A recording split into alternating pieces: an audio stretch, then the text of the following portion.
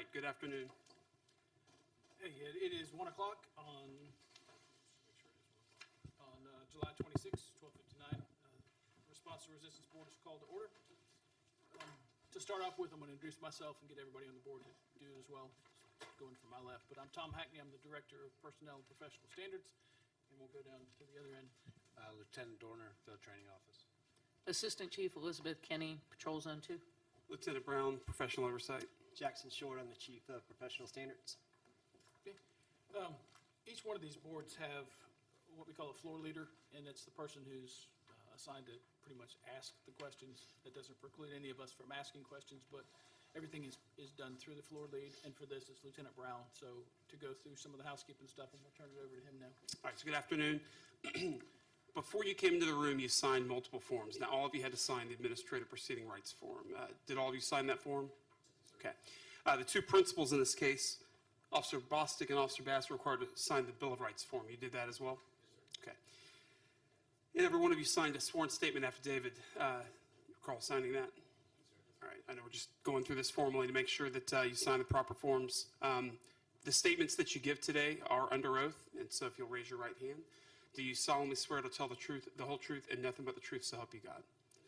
Okay, let the record reflect that all of you acknowledge that. This is a sworn statement from this point forward, okay?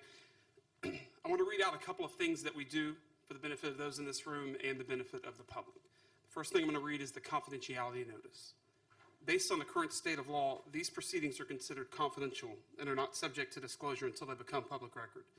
Therefore, anyone participating in these proceedings is prohibited from willfully disclosing any information obtained during this process, including the nature of the questions asked, any information revealed, or documents furnished in connection with these proceedings until they become public record.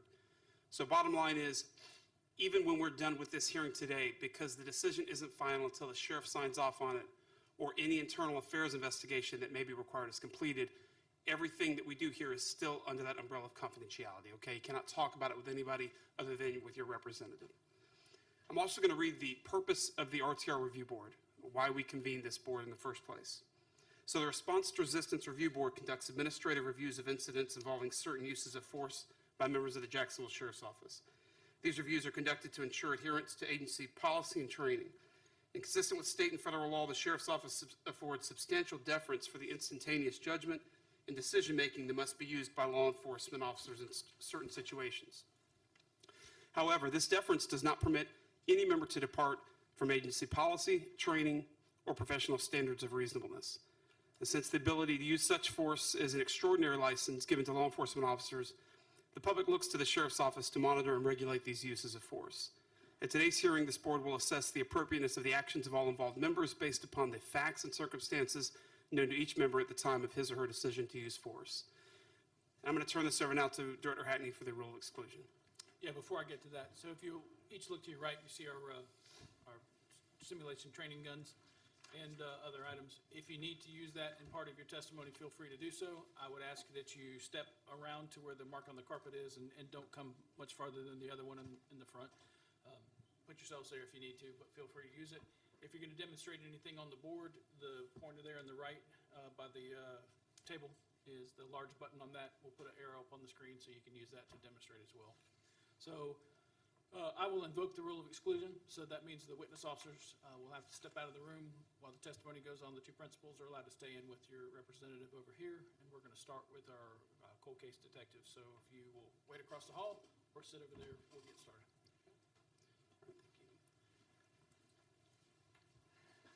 So as we begin with each of these hearings, we're going to begin with the detective that was assigned as the criminal investigator for the case.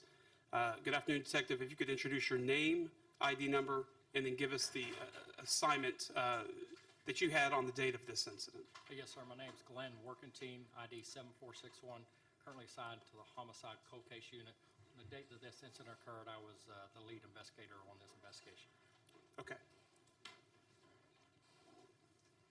And so with this investigation, like any other, you prep a PowerPoint presentation that kind of walks us through all the facts and circumstances that you learned. Is that what you have here today? Yes, sir. Okay, if you could proceed with your presentation. Yes, sir. This officer-involved incident occurred at 645 East 21st Street on 8/13/2018 at 12:16 a.m. Officers involved were Officer D.H. Bostic, ID 76069. At the time he was assigned to Patrol Zone 1, Watch 6 Blue.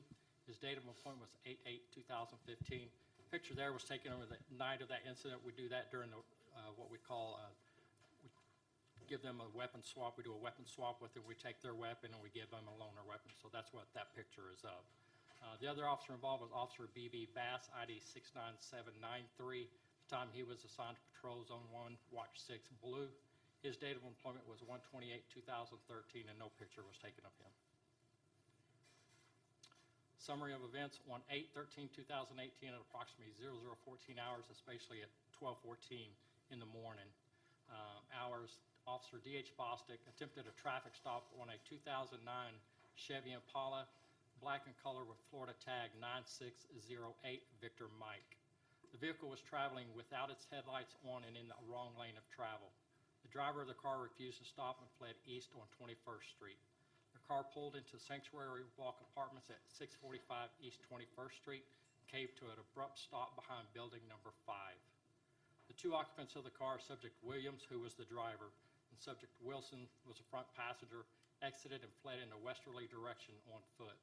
During the course of the foot pursuit, Officer Bostic discharged his JSO handgun 2 times at Williams. However, he did not strike him. Williams was struck by Officer B. Bass's vehicle as he responded to the scene to assist. Williams was transported to UF Health by JFRD Rescue 15 as a precautionary measure and was released. Both Williams and Wilson were arrested. Just shortly before I go into that, on the passenger, he was arrested. There was actually an outstanding warrant for him as narcotics possession within 1,000 feet of a housing complex. Radio transmissions for that night. On 8/13/2018, 0014, 15 hours, Charlie 163, which is Officer Bostic, logs out on a 1050, which is a traffic stop at 21st Street and Liberty.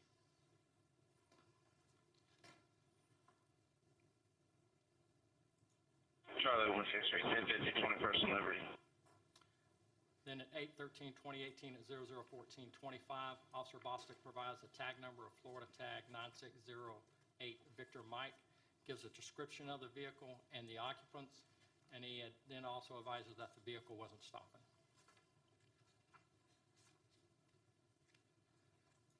Florida 9608 Victor Mike, displayed on a black Impala. What's that? 2 Bravo Mikes. 94, 8 or 9 stopping. On 8/13/2018 at 0014:38, HQ puts out 1033, which is emergency traffic at 21st and Liberty for Charlie 163. 1033, 21st Liberty, Charlie 163. And at 0014:54, Charlie 364, who is Officer Nieder, provides a reason for the traffic stop. Charlie 364, I'm with them. They ran off the road prior to blue light. He figured they were going to stop, but they were a little signal one, run off the road, run down the middle of the road prior to blue light. Just careful out that when he come up on signal 1, that's usually, as far as our terms, is an impaired driver, possibly. 00:15:16 hours, Officer Nieder advises the vehicle is stopping at Sanctuary Walk on 21st Street. Sergeant Ryan stopped in Sanctuary Walk on 21st Street. Inside Sanctuary Walk, I'm pretty sure that's where the tag's going to come back to. 8/13/2018 at 00:15:30. 691, which is Sergeant Scott, asked if the vehicle is stopping. Where they're stopping? And 00:15:32, Officer Nieder provides their location in Sanctuary Walk and cancels 1033, which is emergency traffic. 10-4, there's only one exit. We got it blocked. We're going to be inside Sanctuary Walk in the back right corner. We're 10-12, 77, legal at 1033. And at 00:15:57, Officer Nieder advises they have one running through Sanctuary Walk. Got one run through Sanctuary Walk. Running west through Sanctuary Walk. And 00:16:04, HQ puts out 1033 emergency traffic in Sanctuary Walk. 1033, Sanctuary Walk. 001609, Officer Bostic comes up and advises the direction of travel in the complex and the description of the subject. Run to the front, run to the front, run to the front.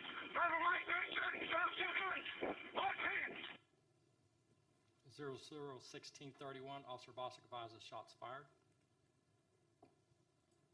Shots fired. I got a problem, Mike. Black pants, black shirt. I'm at the front. I'm 77. Shots fired. And 001659, Officer Nieder requests rescue 1067, which is no acute distress. HQ rescue 1067, sanctuary walk. Bravo Mike. This slide here is an actual aerial shot from our air unit with the assistance of the crime scene unit, basically depicting our overall area of Sanctuary Walk. The park complex entrance is here. You got 21st Street runs along here, Evergreen Avenue. North is in this direction, south, east, and west. Traffic stop occurred in this area on Building 5 when they came in. Officer Nieder says they're back in the back right corner. This is basically what they were saying. They actually stopped over here on this side of Building 5. This is Building 5.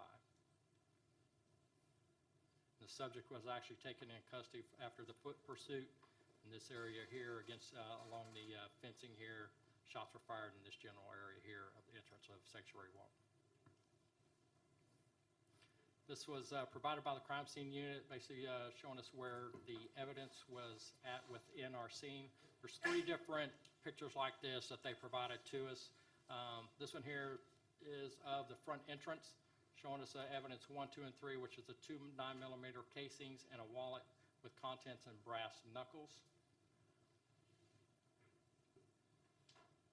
2 casings at the front of the entrance. Then along the sidewalk, the wallet with the brass knuckles. Those were actually found by one of the arresting officers in the suspect's pockets. Do we know which suspect? Was the driver, Mr. Williams.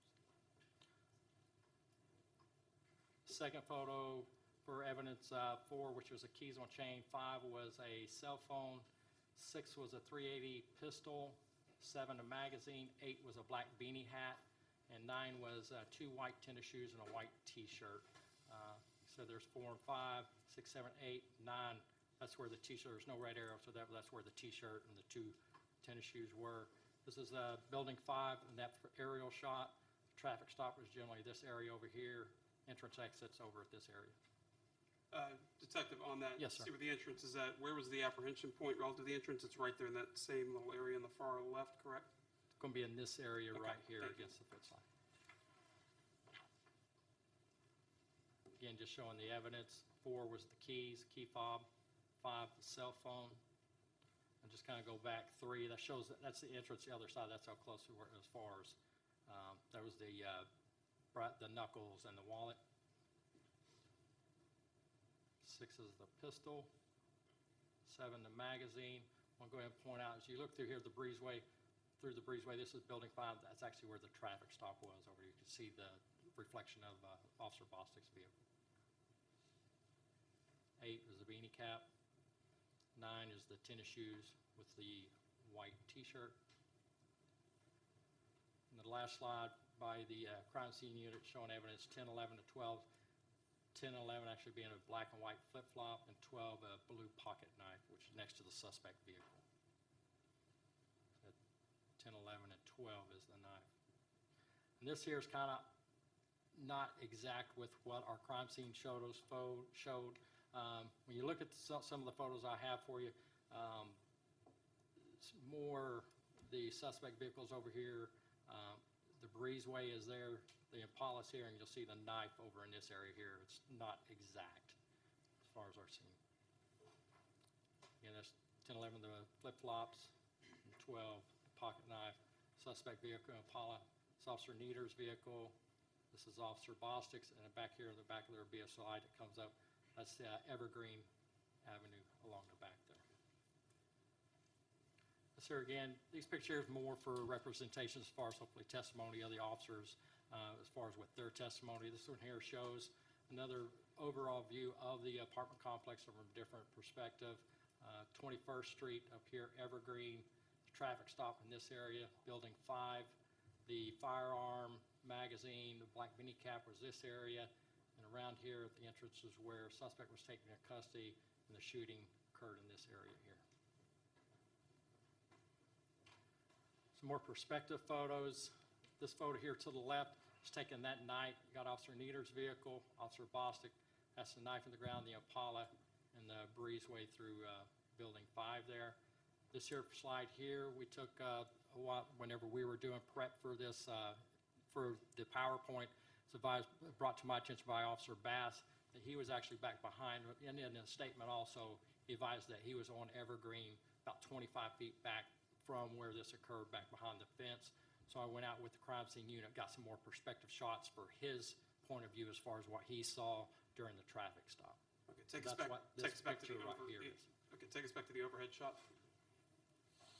Based upon that, where do you approximate his location as being, This area Officer Bass? right here Okay, thank you. on Evergreen. Get another perspective shot of the suspect vehicle, the knife there, Nieder's vehicle, Officer Bostic. Just another angle showing the vehicle. This here's at the some slides of that night from the scene as far as showing the entrance to the apartment complex. These orange markers here where the casings were. This is where Officer Bass's vehicle was. Another slide shows his vehicle, and there was obviously wasn't there during the shooting, so I wanted to show that picture, what it looked like without the vehicle there after we moved it. The suspect was actually taken into custody up along this, grassy area here against the fence line. This was looking out from the Out complex. from the complex, out toward 21st Street, to the south. And like I said, this here's a picture with Officer Bass's vehicle after he'd taken into custody, looking back into, that's looking into the apartment complex to the north. Again, just another perspective showing Evergreen Street. Again, like we mentioned earlier, Officer Bass's general area, probably in this along through here. He'd probably be able to tell exactly where he was at during his testimony. You got Building 5, the traffic stop, that's the north sign that the crime scene unit pointed. And this area here is where the pistol, along with the magazine, the beanie cap was located. Again, kind of working my way toward the front of the entrance, the north arrow done by our crime scene unit, basically the area where the shooting occurred, along with the where the suspect was taken into custody. Detective, how far away was Officer Bass when he was in his vehicle on Evergreen from the place where the suspect exited the vehicle and fled? From reading his statement, I think it was approximately maybe 25 feet away in that area.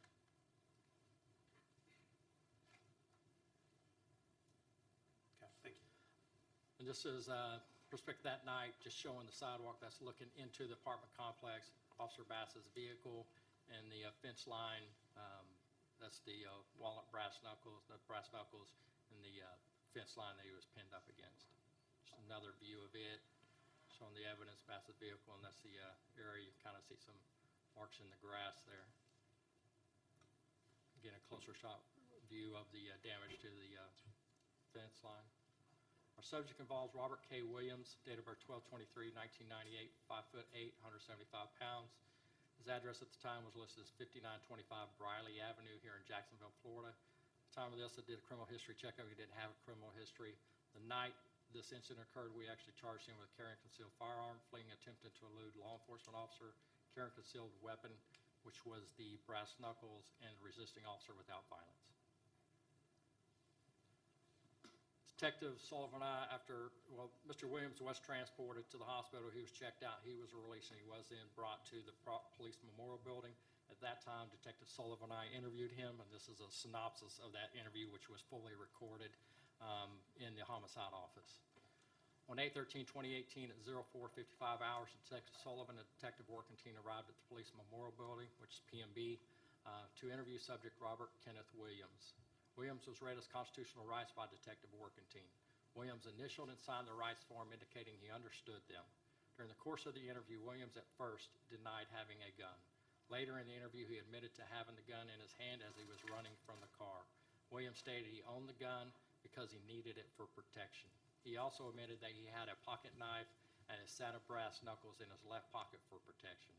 Williams admitted to reaching to his waistband, but said he was pulling up his pants and not reaching for the gun. In parentheses there, made note, Williams, during our observation during the interview, he did have a belt on his pants at the time we were talking to him. Williams said that the officer yelled to him, "Stop running." Williams stated he and Wilson were at the Shell gas station at 21st and Main Street and that he pulled into the apartment complex. He would not admit that he knew Wilson lived there. Williams stated he ran from the police because he was scared when the officer attempted to pull them over.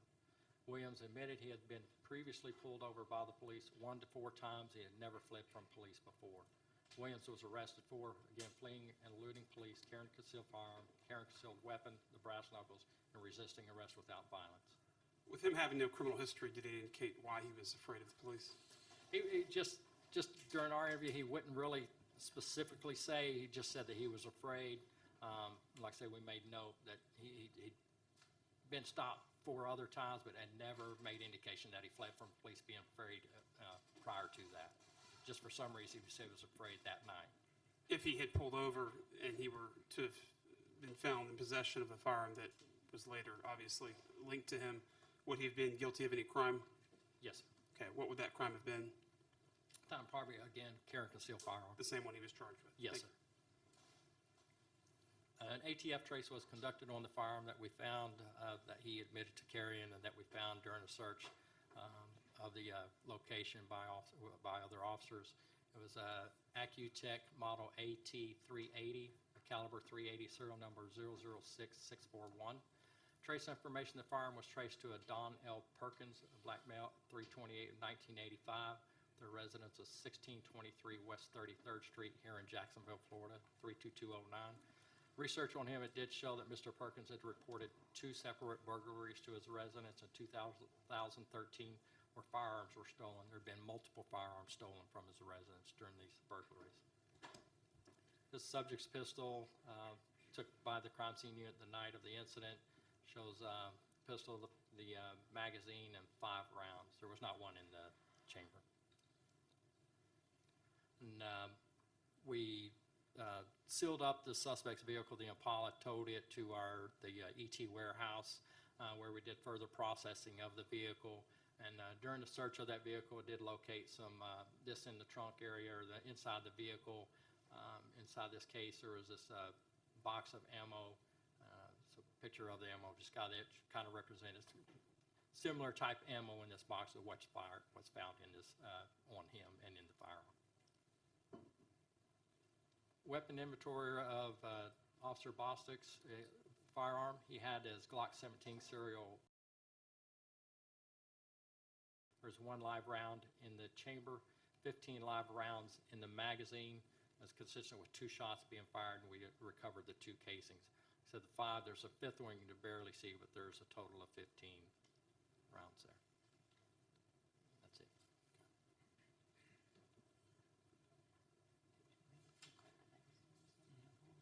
You answered my questions during the presentation, so I'm going to pass to Lieutenant Dorner. I have none. Assistant Chief Kenny No question. and Chief Short. Yeah, the pictures look pretty dark, which would call into question the officer's ability to see some of the actions. Was there lighting in the apartment complex? There was some ambient lighting. It was mostly from street lights or from the buildings itself, but not a lot. Like I said, it was pretty dark out at that time. It was midnight. So Do you remember if there was any apartment complex lighting, like parking lot lighting, or police car? Like, did the spotlight, take down lights? I believe Bostic's was on. I don't recall right offhand at the time. Like I said, sometimes it could have been shown. I don't recall it being on at the time. Okay, and then also any collateral damage from the bullets that were fired from the officer's weapon? No, sir. Whenever we checked this across the street from what we got from his point of view when he was firing, it was an empty lot. So he was shooting from the north to the south. All this here is just woods, empty lot, sort of like a industrial type area. All right, thank you. Director Hackney. Is there anything at the scene you found in conflict to any statements that you had taken in the case? No, sir. No further questions. Thanks, Detective. If you could stand by in case we need any clarification. We're going to call Officer Cece Leah.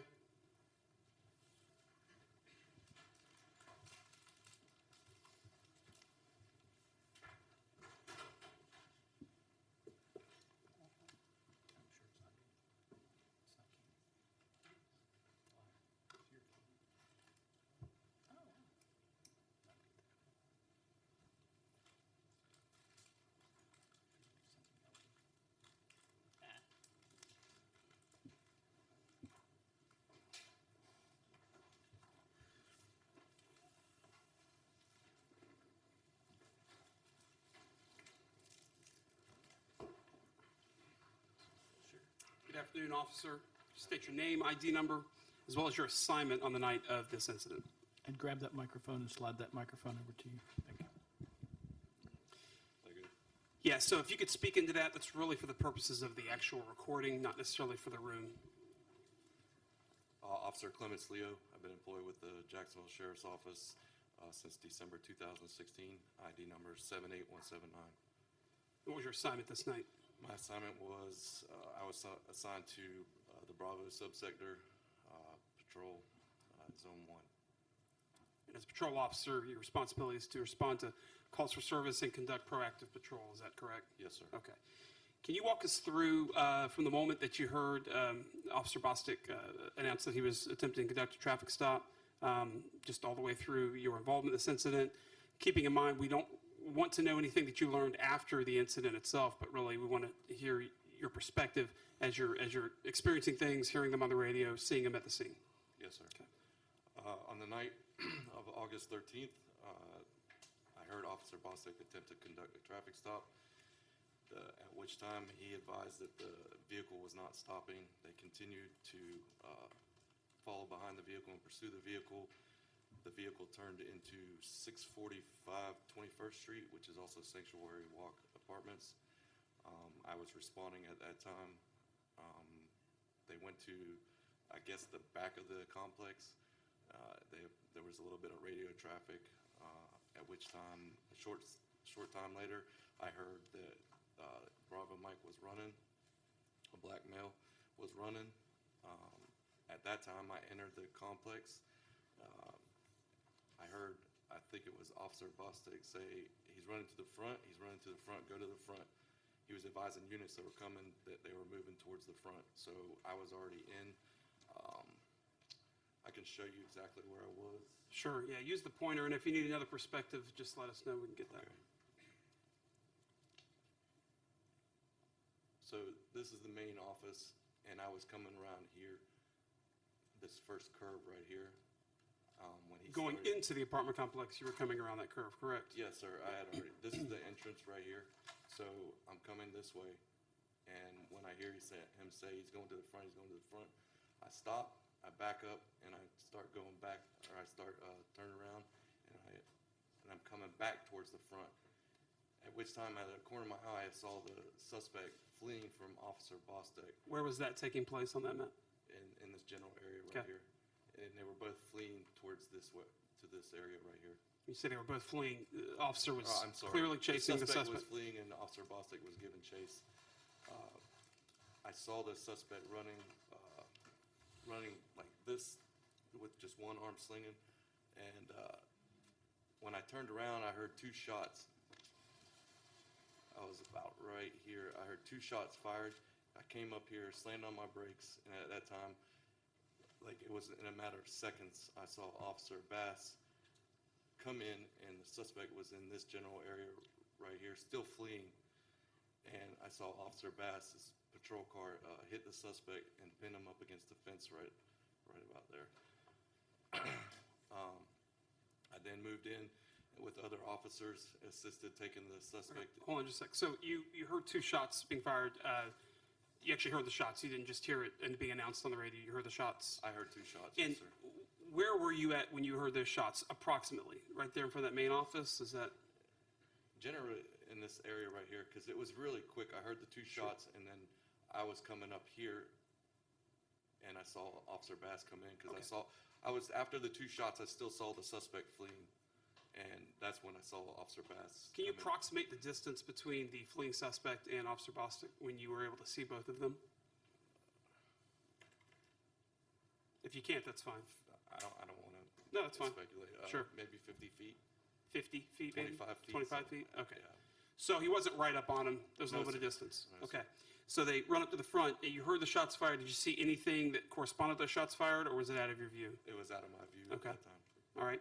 So you say you assisted taking into custody. You obviously, did you observe Officer Bass' vehicle strike the suspect? I did, yes, Okay, sir. yeah. What was the suspect doing whenever he was struck by Officer Bass? He was fleeing. Right, I gather that, but Or what's, after he got hit.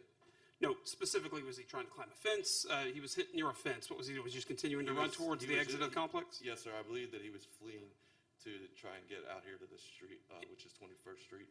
He was fleeing alongside there. Okay. He ran across this way at like an angle.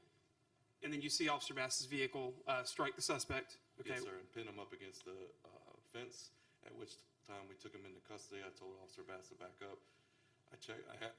We handcuffed him. I asked the suspect if he was shot. He said no. I said, "Are you okay?" He said no. But I checked him again to see if he was shot. I patted him down for weapons. The only weapon I found was a pair of brass knuckles. Afterwards, after he was taken into custody and secured, I went over to Officer Bostic. I went over to Officer Bostic and asked if he was okay. He stated yes. I asked Officer Nieder to stay with him and have him lean up against my car that was still positioned where I stopped. So it was like right in this area. I then located 2 shell casings. I stood over those until a supervisor arrived. Okay.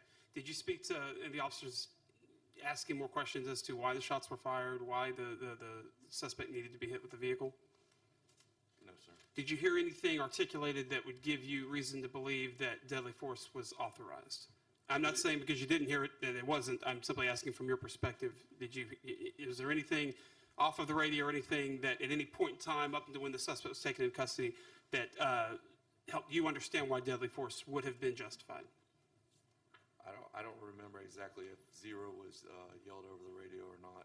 If you had come in contact with the suspect at some point, would you have been able to use deadly force to take the suspect into custody, absent him making any sort of lethal threat to you?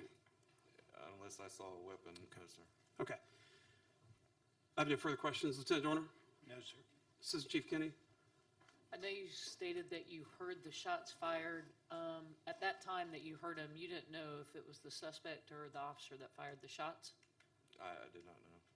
So it I could have been believed the it. I suspect firing shots at the It could have. officer. You believed what? I believed it was Officer Bostic because he had his firearm out. Okay. And then later he said, shots fired, shots fired. And you made it a point to state that you saw the suspect holding toward his waist, running with one arm.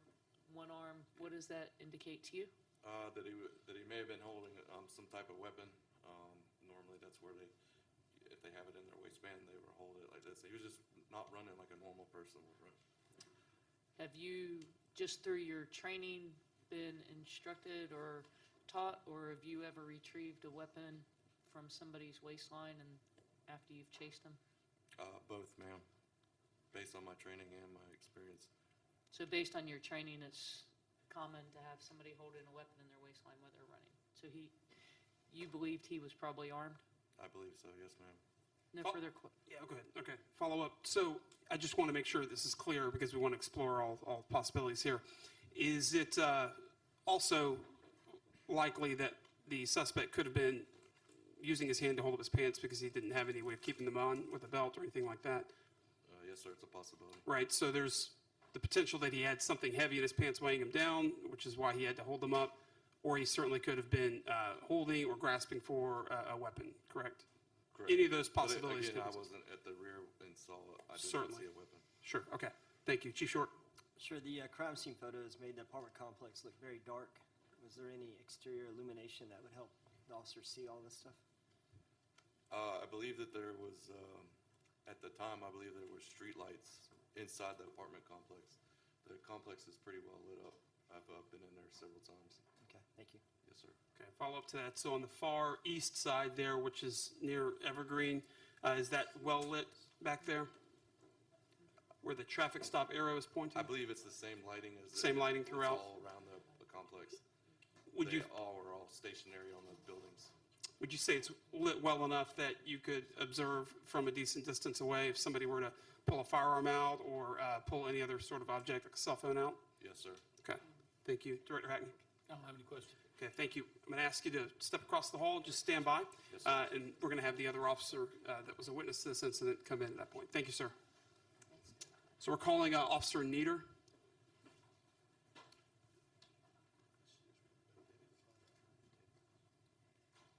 but I mean, he showed when Glenn originally showed the pictures of that night.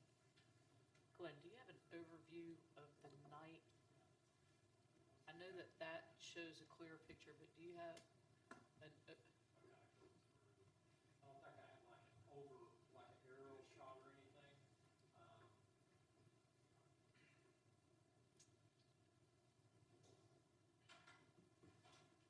Some of these, like I said, could be. I was trying to see if we had a better perspective of the lighting. Because I see a lot of light posts all throughout the complex. Now, that kind of shows on there, because you don't end up with that light post on the center median there, like and stuff like that. Hey Glenn, can you go back the other direction, 4 or 5? There was a daytime overhead. Maybe one more. Keep going. If I don't see it, we can go back. Yeah, go back the other way. I'm just looking for parking lot lamp post. Does that make sense?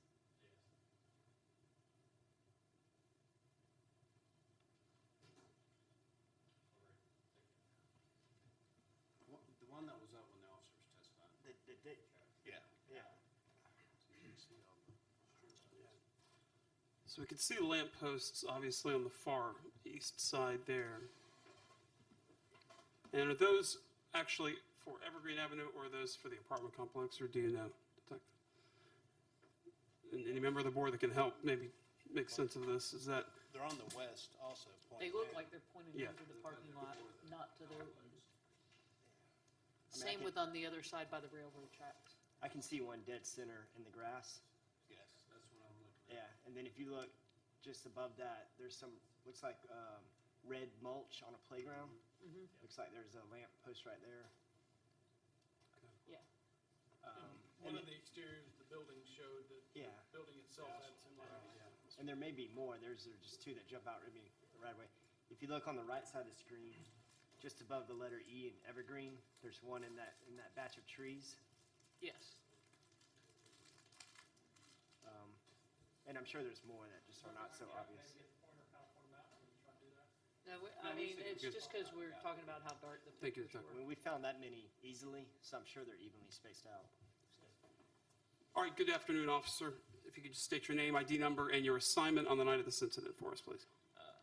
Police Officer Richard Nieder, ID number 77815, Zone 1, Watch 6 on the Blue Squad. You're a patrol officer assigned to Patrol Division, correct? Yes, sir. Okay. Before we go into your statement regarding your involvement in this incident, we have been discussing the lighting conditions of this apartment complex. Are you familiar with this apartment complex? Yes, sir. Is this part of your beat, or at least is it a place that you actually respond to frequently? I respond to it there. I ride Charlie 3, and that's in Charlie 2. Okay, how well lit is this complex in your opinion, or can you shed some light, no It's pun not- intended? It's not very well lit. It does have light posts, but not all of them are working. Okay, but the light posts that we're pointing out are specifically for the complex, and then, of course, there are lights on the buildings too, correct? Yes, sir, I do believe so. Okay. All right, so do this for us. Walk us through your perspective that night when you first heard Officer Bostic attempt the traffic stop. We don't want to know about anything that you've learned subsequent to the incident. We want to know exactly as you were hearing things and what you saw and what you heard, okay? Yes, sir. Thank So I was sitting stationary at the traffic light, 21st and Liberty Street. I was looking down 21st Street. I see a car driving with no lights on the middle of the road, showing a real wanton disregard of safety for the bicyclists and people walking there and other motorists on the street. Then heard a traffic stop be aired on the radio in that general area. The car and the officer Bostic then crossed in front. Do me a favor, speak to that mic, sir. Again, this is for the benefit of the recording. Yes, sir. All right.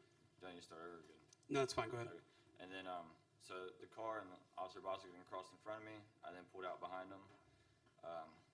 Officer Bostic initiated his emergency lights. The car then came back into the correct lane of travel, exiting the roadway a little bit off to the right shoulder. Okay, hold on. Where are you at whenever Officer Bostic attempts this traffic stop? I was at the traffic light at 21st and Liberty Street. Okay, so you were near him? Yes, sir. Okay. Were you right behind him when he attempted the traffic stop? I wouldn't say directly behind him, maybe a block. But you could observe what he observed on the suspect vehicle? Yes, sir. Okay. And I know you kind of sped through that. Can you explain to me what you observed the subject doing? He was driving with no lights on. Okay. Traveling down the middle of 21st Street. And by the middle, meaning he was not maintaining a single lane, he was Correct, yes, sir. operating in multiple lanes? Yes, sir. Okay, was he in the oncoming traffic lane, or was he just over He was two in lanes? He's in both lanes. Both lanes? Like the driver's side of his vehicle is in the oncoming traffic, the passenger Okay. side was in his right travel. So he was traveling in both his lane and the oncoming traffic lane? Yes, sir. Okay, all right. And so, the vehicle proceeded on, it failed to stop, based on the traffic pattern and the disregard of safety he had for others. We followed the vehicle into Sanctuary Walk Apartments. As it went into Sanctuary Walk Apartments, it circled all the way to the back of the apartment complex. At that time, the driver bailed on foot. Officer Bostic gave chase, and then I followed behind him. At what point was it clear that the vehicle was not stopping for the traffic stop attempt? It didn't like it was fleeing. It was just like looking for a place to stop. Like a lot of times they like to go to home base, like try to go to their house so their car won't get towed or something like that. So it didn't like he was actively fleeing or try to elude our presence, more as if he was just failing to stop. Okay, so we'll have to split hairs here. So you're saying he wasn't fleeing, but you were operating in a window that we do give officers, allowing the driver vehicle to perhaps park in a well-lit area? Is that, Yes, sir. is that what you're getting at? Yes, sir. And so you turned into Sanctuary Walk Apartment along with Officer Bostic and the subject vehicle, and you did not know if he was attempting to evade this officer or if he was trying to find a well-lit location to park? Yes, sir. Would you describe the area that he eventually stopped to be well-lit? No, sir. That's where at, point out with your, I believe this is the building, and he stopped roughly Okay. right in here somewhere. and you're saying it's not well-lit right there? No, sir. Okay. Was there any illumination on the suspects? Was there any sort of lighting there at all coming from a vehicle?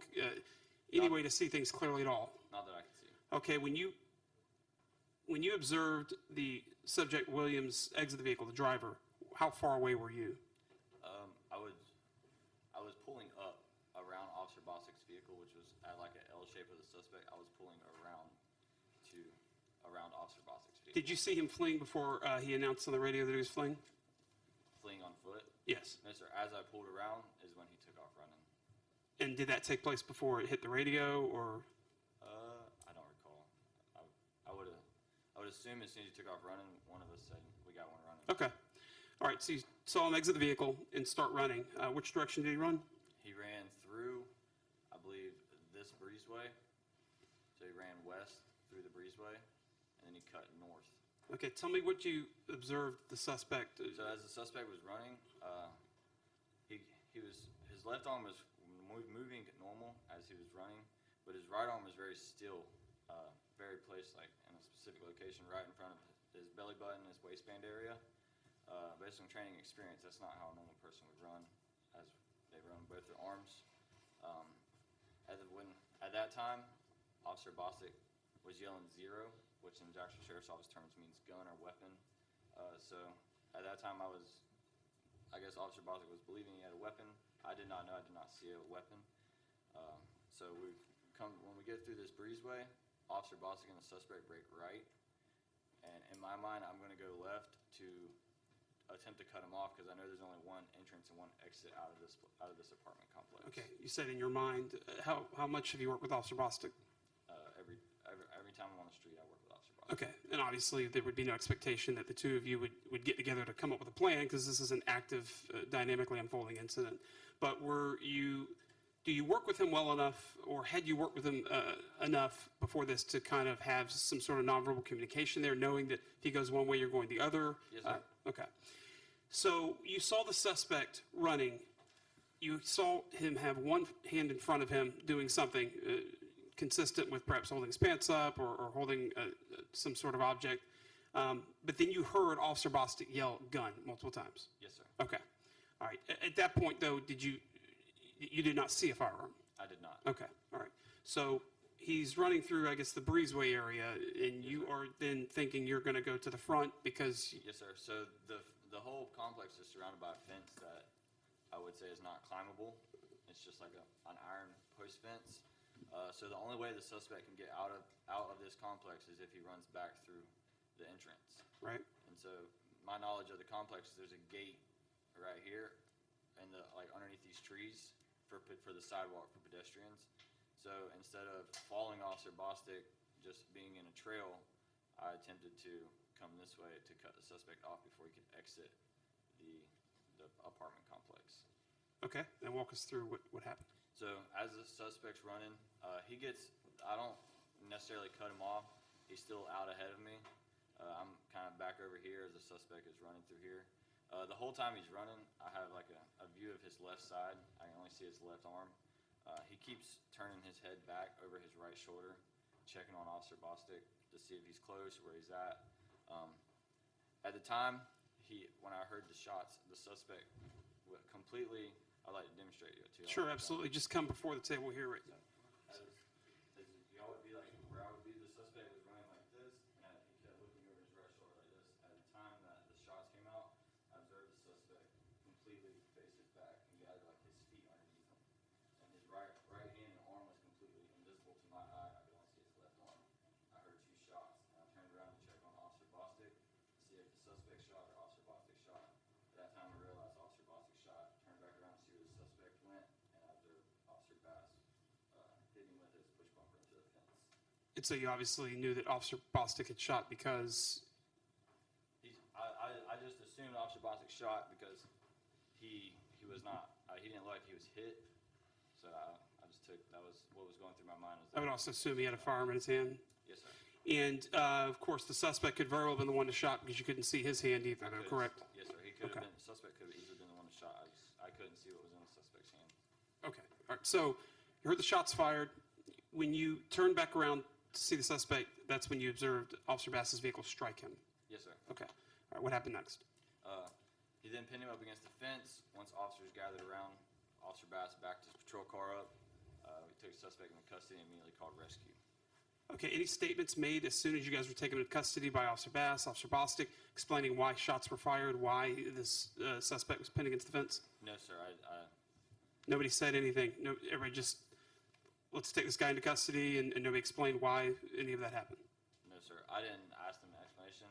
I just went and checked on Officer Bostic. I said, "You good?" He said, "Yeah, man, I'm good." Okay. And I stood by him until supervisors got there, and then they separated us. Did you not inquire further because you know standard protocol for us is as soon as we're involved in an officer-involved shooting that we are to stand by and not make any statements outside of the ones that are required for us to take any additional outstanding suspects into custody? Yes, sir. Okay, where's the other suspect at this point?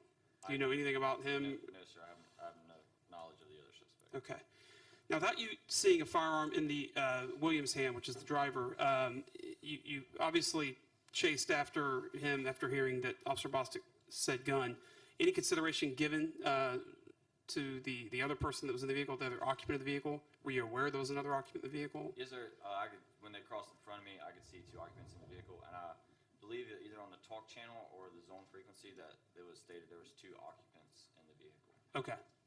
Did you consider the potential risk that this Williams posed to be greater than the unknown risk that the occupant posed? Is that why you went after him? Yes, sir. Okay. All right, I have no further questions. Lieutenant Dorner? I don't have any questions. Assistant Chief Kenny? Yes. Show me again with the pointer, please, where y'all were when Officer Bostic initiated the blue lights with the traffic stop. Oh, I don't know if that's on here. This is Chief. It's it's basically past the railroad tracks. The railroad tracks right here, west on the railroad tracks, like on 21st Street. So he had his blue lights going when he pulled into the apartment complex? Yes, sir. Yes, ma'am. Okay, so to your recollection, was there any well-lit or safe spot that the suspect could have pulled over prior to going through the entire apartment complex to the very back? There That- is. Yes, ma'am. So I know you say he was trying to go to a well-lit area or his home, but he continued past other safe spots to park Yes, ma'am. and pull over. I know you separated from Officer Bosnick during the foot chase. Where were you and where was he when he yelled gun? We just got out of the breezeway. So as we came under the breezeway, I was probably midway through it when Officer Bostic was getting out of it, and that's when he started yelling gun. And again, where were you when Officer Bosnick fired his weapon? I was coming through this pedestrian gate right here underneath these trees. And do you know where Bosnick and the suspects were? I believe the suspect was in roughly this grassy area right here. And I believe Officer Bostic was pretty much online or a little bit in front of me. So they had passed you, you were not in their line of fire? Yes, ma'am, they have passed me. Okay. No further questions? Okay, Chief Short. Sure, at the beginning of your testimony, you said the parking lot lights were broke. Did you walk around and inventory all the lights?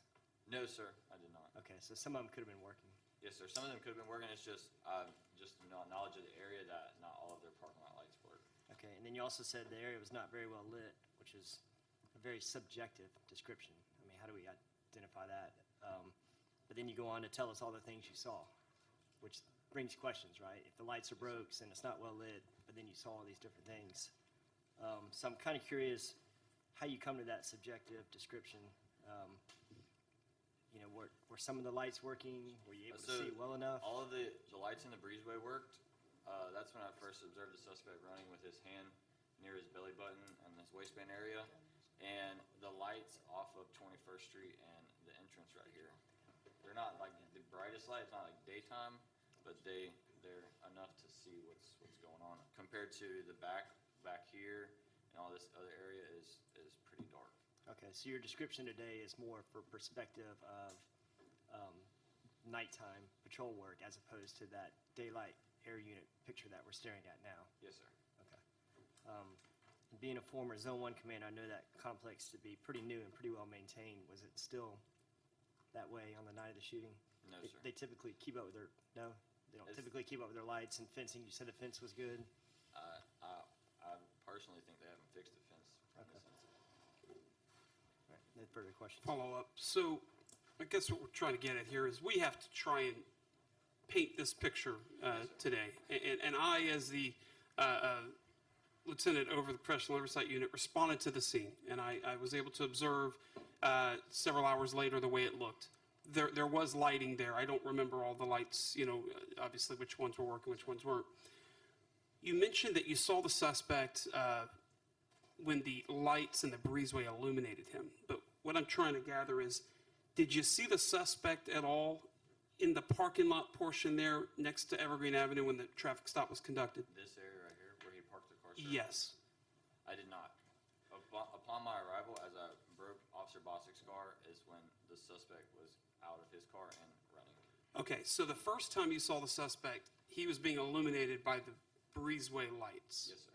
There were no other lights lighting him up from a flashlight or... Our patrol lights, maybe that's it. Not our, maybe Officer Bostic's gun light or somebody else's light around, but no, sir, not any of the overhead lights. Okay.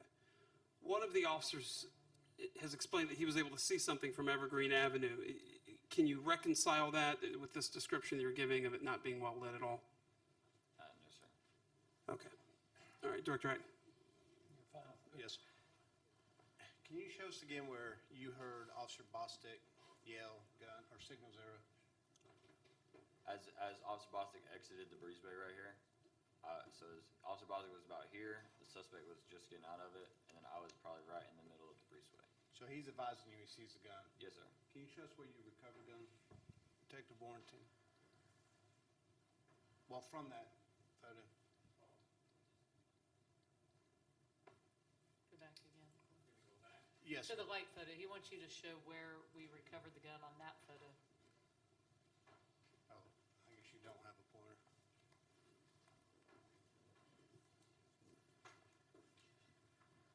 Firearm was, so this is the day after. Firearm was in between two cars, just within about that breezeway where he's talking about. So that would make sense for him seeing a firearm. He's seen the firearm. That's the same location. Our vehicle sitting there. Okay. What transpired there, because it was located there along with the light beanie cap in the center, kind of up a little bit more in the center of that drive area there between those. Thank you. But at the time, he could have maybe still been armed. No, I'm not saying he saw him, he saw a gun, Yeah. whether it's in his hand running, but that's where he saw it. And that kind of goes along with the well-lit area. I mean, it's a black or small object, he Yes, saw it. He's telling you he's seeing it, and that's all I have. Director. You've actually answered my questions with other people's questions. so. All right, so Officer, thank you for your testimony. We're going to ask that you stand by across the hall while we interview the principal officers. There is a small chance that we may need you to come back and clarify some details, so just remind you, in addition to, of course, this being a confidential hearing, and you can't talk to anyone about this, you are going to remain under oath for the duration of the hearing, okay? Thank you. Okay, so I'm going to call Officer Bostic.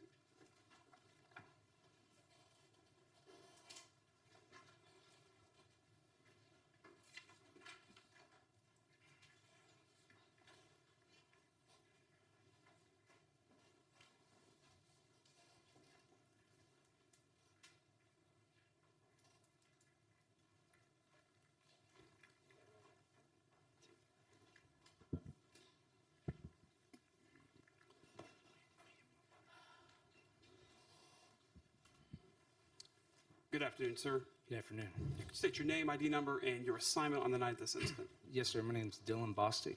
I'm assigned Zone 1, Watch 6, Blue, riding Charlie subsector, and I've been out for 4 years, and I've been on this beat my entire 4 years.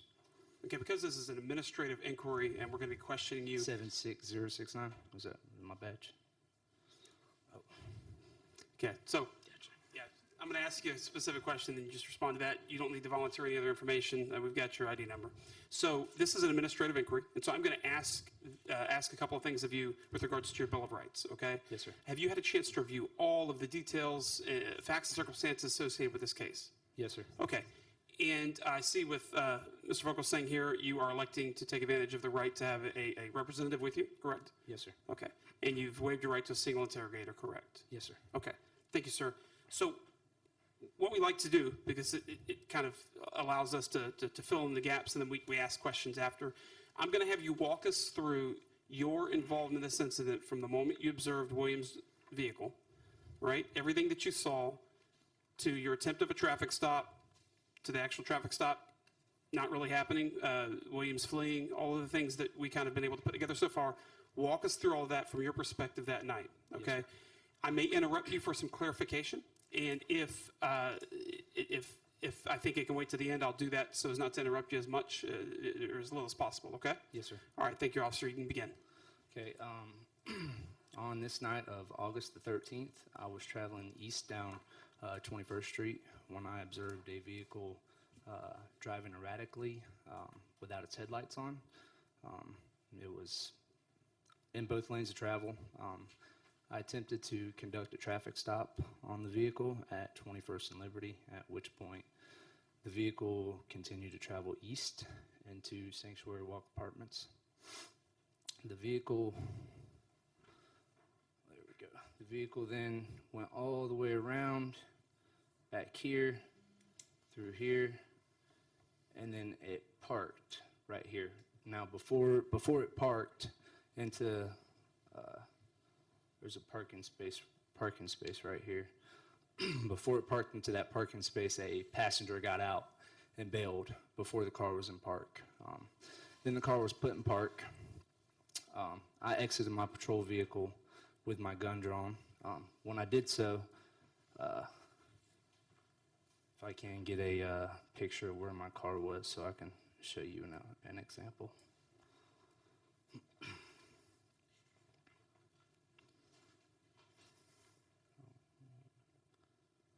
That's good. You can go back to that. Okay. So when I did so, this car was not here. I was right here, and the car was right here. I was right where he was in my door jam with my gun drawn. At that point, I observed the driver's side door open. When the driver's side door opened, I saw a subject exit the vehicle. When he exited the vehicle, he was not, he was completely concealed behind the vehicle. All I saw was his head. So as you can see from where I'm at, I can't see anything he's doing behind this car. But as far as the lighting goes, there is, whenever we get to the breezeway, there's a breezeway to the north. Okay, let me get a couple of things clarified. Yes, sir. Up to this point. So, did you believe at any time that you were in an actual vehicle pursuit chasing the suspect? The issue that I have with that is due to the radio traffic, I couldn't get through and explain anything, and that's why you don't hear my voice on the radio. No, I'm fine with that. Okay. That's not the question I asked. The question Yes, sir. I asked is, and this is not a trick question. Okay. Did you believe you were engaged in a vehicle pursuit? Yes, sir. or do you believe you were letting the suspect attempt to pull his vehicle over? Well, as stated earlier, looking for a well-lit place to park. Where I lit my lights up at 21st and Liberty, there really is not a lot of places to pull over and park. There's railroad tracks. It's a pretty dark road, so that apartment complex is well lit. So I assume that would be correct. Did he increase his speed? Was he trying to? This is an important part that we just need to get through here. So Yes, sir. You attempted a traffic stop. This Yes, sir. vehicle was obviously in multiple lanes of traffic. Yes, sir. You described what you saw. Officer Nieder described the same thing. Yes, sir. You attempted a traffic stop. It was obviously announced on the radio that it didn't appear like he was stopping at that point, but you Right. continue to follow him. Why? Because he was disobeying all of my lights and my sirens, and Officer Nieder was justifying on the radio while we were following him. Okay. Did you know if he was disobeying them necessarily, or perhaps he could have been trying to pull his vehicle over? At that point, he was disobeying them because I had my lights on. Okay. All right. So you eventually, this vehicle pulls up here. You're behind him. You see him get out of his vehicle, right? We talked about the lighting there. Yes, sir. You confirmed that there's lighting in the breezeway. Yes, sir. Was there sufficient lighting here at all to illuminate him? I know that the view of him was obstructed by the vehicle, but what all could you see? What I would say is the complex is lit, but it's poorly lit. Now, what I will say is where he's parked at is in front of the building, and in front of that building there's floodlights on the building, and that breezeway has a very bright entrance to it as well, which was lighting up his car. Okay. So could you see his face? Yes, sir. He was looking at me clear as day, eye Okay. contact across the car. So you had enough lighting to see his face when Yes, he sir. turned I around and just looked? couldn't see his hands, his Right, body. because of where and- you were positioned. Yes, sir. Okay. All right, so from that point, what happened? So from that point, I was giving him loud verbal commands to show me your hands, show me your hands, at which point he did not comply. He then ducked down, and what I mean by ducked down is he completely just disappeared. I heard what sounded like, through my training and experience, a firearm slide either being racked or loaded. I'm still yelling, show me your hands, show me your hands. He then pokes back up, looks at me over top of the roof of the car, maintaining eye contact with me the whole time while I have my gun drawn out on him. Okay, so you saw him exit the vehicle. Are you pointing your firearm at him? Yes, sir. Okay, and why are you doing that? Because I don't know what he has. He's concealing his body. So this is an unknown risk situation? Yes, sir. Okay. Do you have a gun light on your firearm? Yes, sir. Were you using it? No, sir. I actually had my lights on, and I had my spotlight on So his car. sufficient light from your spotlight, because standard part of our traffic stop training is to illuminate the, Yes, sir. And it's the a LED passenger light. compartment and the surrounding area with your spotlight, correct? Yes, sir. So both your headlights and the spotlight were trained in that general area, providing you enough illumination to see the suspect's face. Yes, sir. All right. You said he ducked down. Now, you can't be sure that he ducked down. You just know he disappeared temporarily, correct? He completely concealed his body. So from where I was seeing his head over top of this car, he completely just disappeared. I couldn't see his Okay. head anymore. He could have fallen. He could have intentionally ducked down. Either way, he Yeah. disappeared. Yes, sir. You then hear what, consistent with your training and experience, what you believe could be a slide of a firearm. Yes, sir. Okay. And you are yelling what to him? Show me your hands. Show me your hands. Show me your hands. Show me your hands. Yeah. Okay. Did he show you his hands? No, he did not. Okay. What did he do after he went down where you couldn't see him anymore? What was the next thing that you saw? That's when he then appeared back up, and essentially did the same thing. He maintained eye contact with me. He locked eyes with me while I had my gun drawn at him, giving him loud verbal commands, still screaming at the top of my lungs, show me your hands, show me your hands. And then he ducks back down once more. Okay, so he is standing up after having ducked down or fallen down or disappeared. He's come back up. Yes, sir. You have your gun pointed to him. Yes, It's sir. an unknown risk situation. Yes, sir. So, yet he is not complying with your commands to show you his hands. He is not showing you either one of them, correct? Yes, sir. Okay. and then you say he goes back down again. Yes, sir. He ducks back down once again, and I hear the same thing that I heard the first time, almost identical. And then he pokes back up once more. When he pokes back up, we lock eye contact once again. I went from the V of my door to where I was slowly, it's called pieing, but I was trying to make my way around just to see if I could see what he was doing. At that point, when I did that, he then proceeded to run. Can I get a picture of where that breezeway is? Okay, that's good. So, as you can see, when I slowly, if Nieder's car was not here, when I slowly make my way out of that V of the door, I'm coming around right here trying to be as wide as I can, and I have a clear gap right here, and you see the light. There's light, so I can see. He's got to run west. When he runs west, he comes around right here to cut through that breezeway.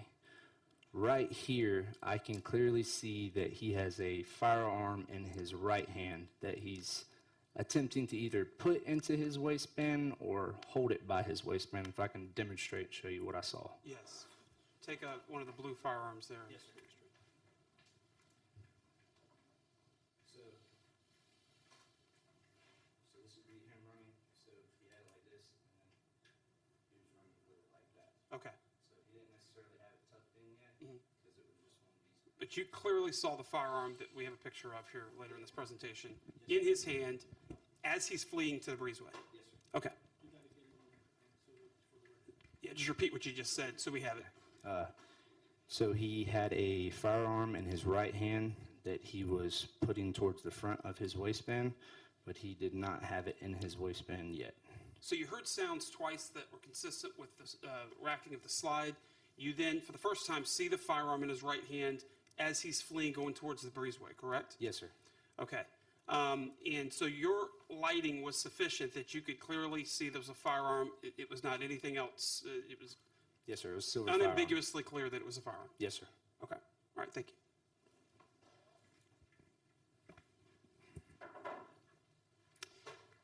Now, this is very important.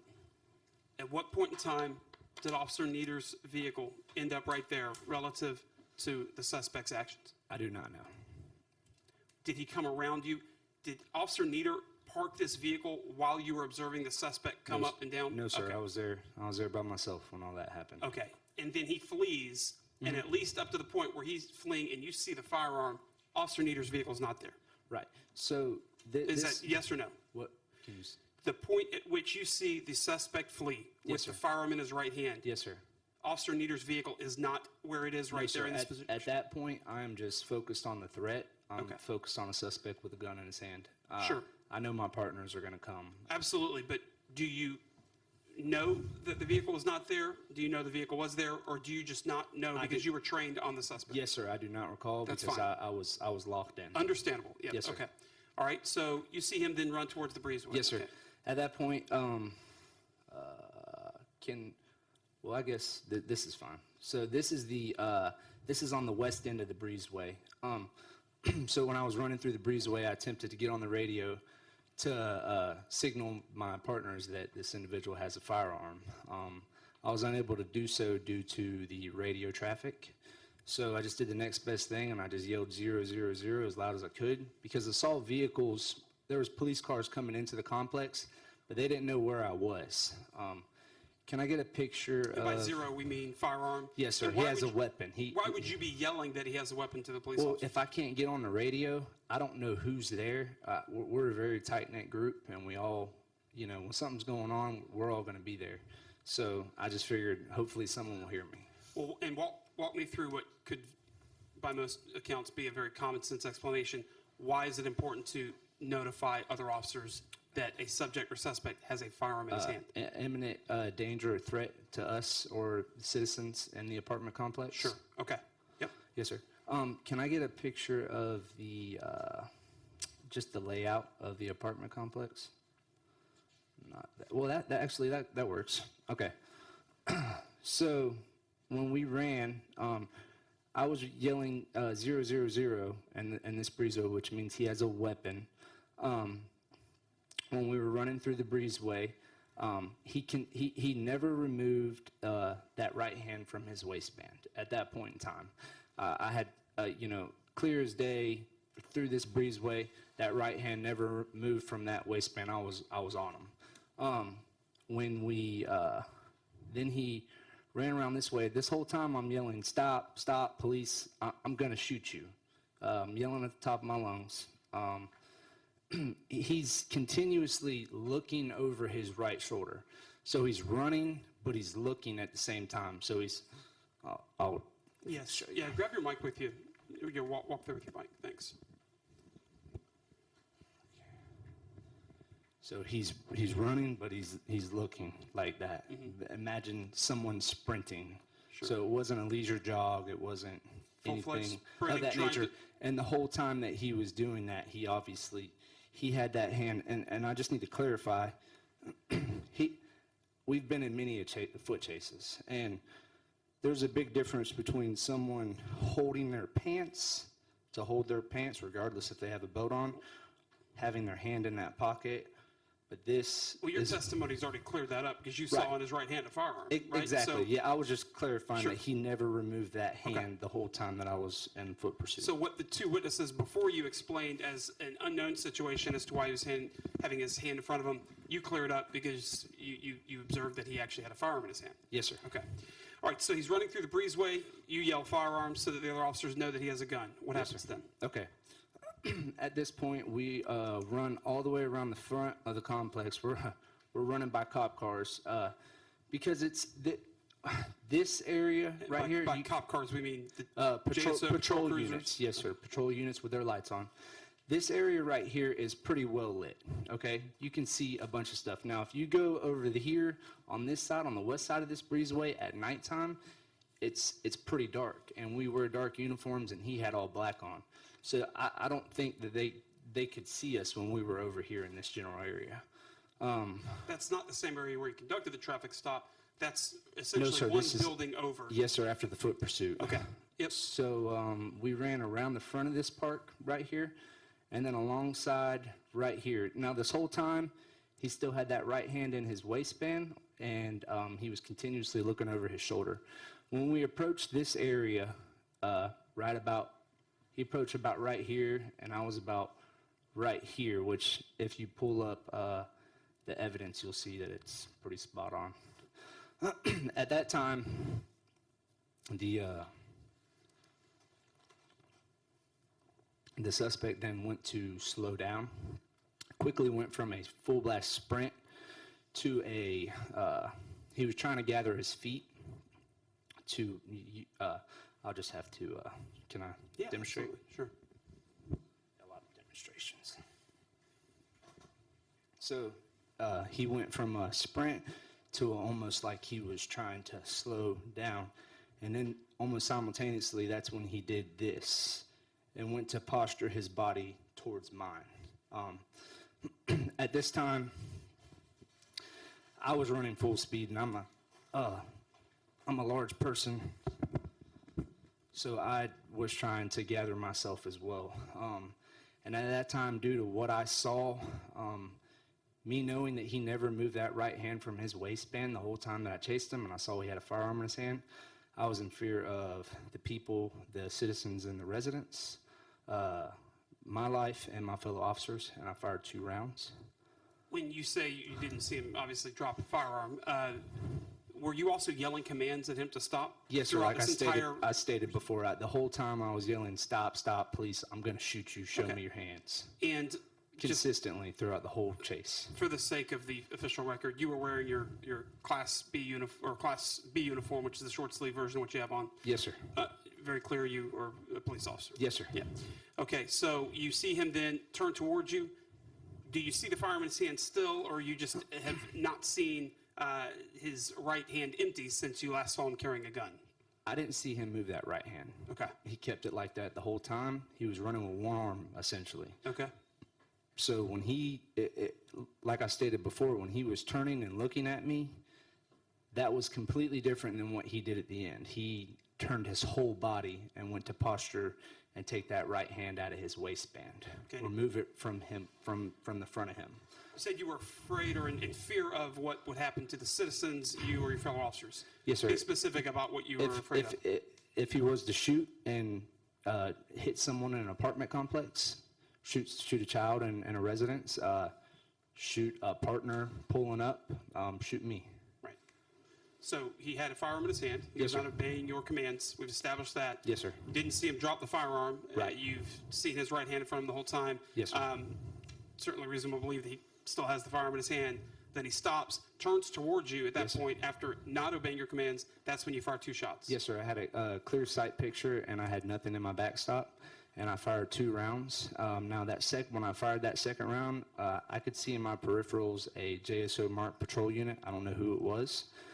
Came pulling in through the front of the complex, and then struck the suspect and pinned him against the fence. Okay, Obviously stopped firing after that point. Before we get there, let's just elaborate on, you say nothing is your backstop. There's always a backstop. Why were you comfortable taking the shots that you took where you were at? Because it was late at night. I knew that road's very desolate, and as I stated before, this Charlie subsector is the area I've rode for 4 years.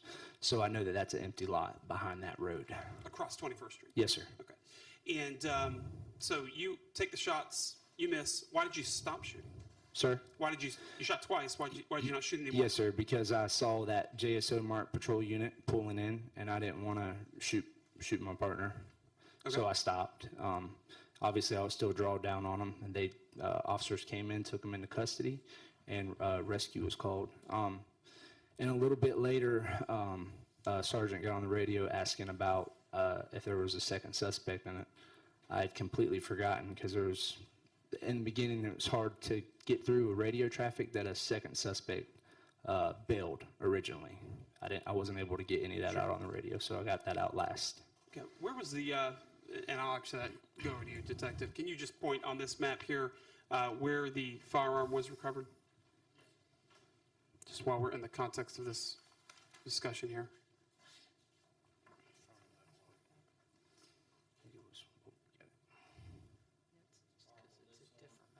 Like I said, you got this breezeway here. Yep. North breezeway, the recovered right in that general area there.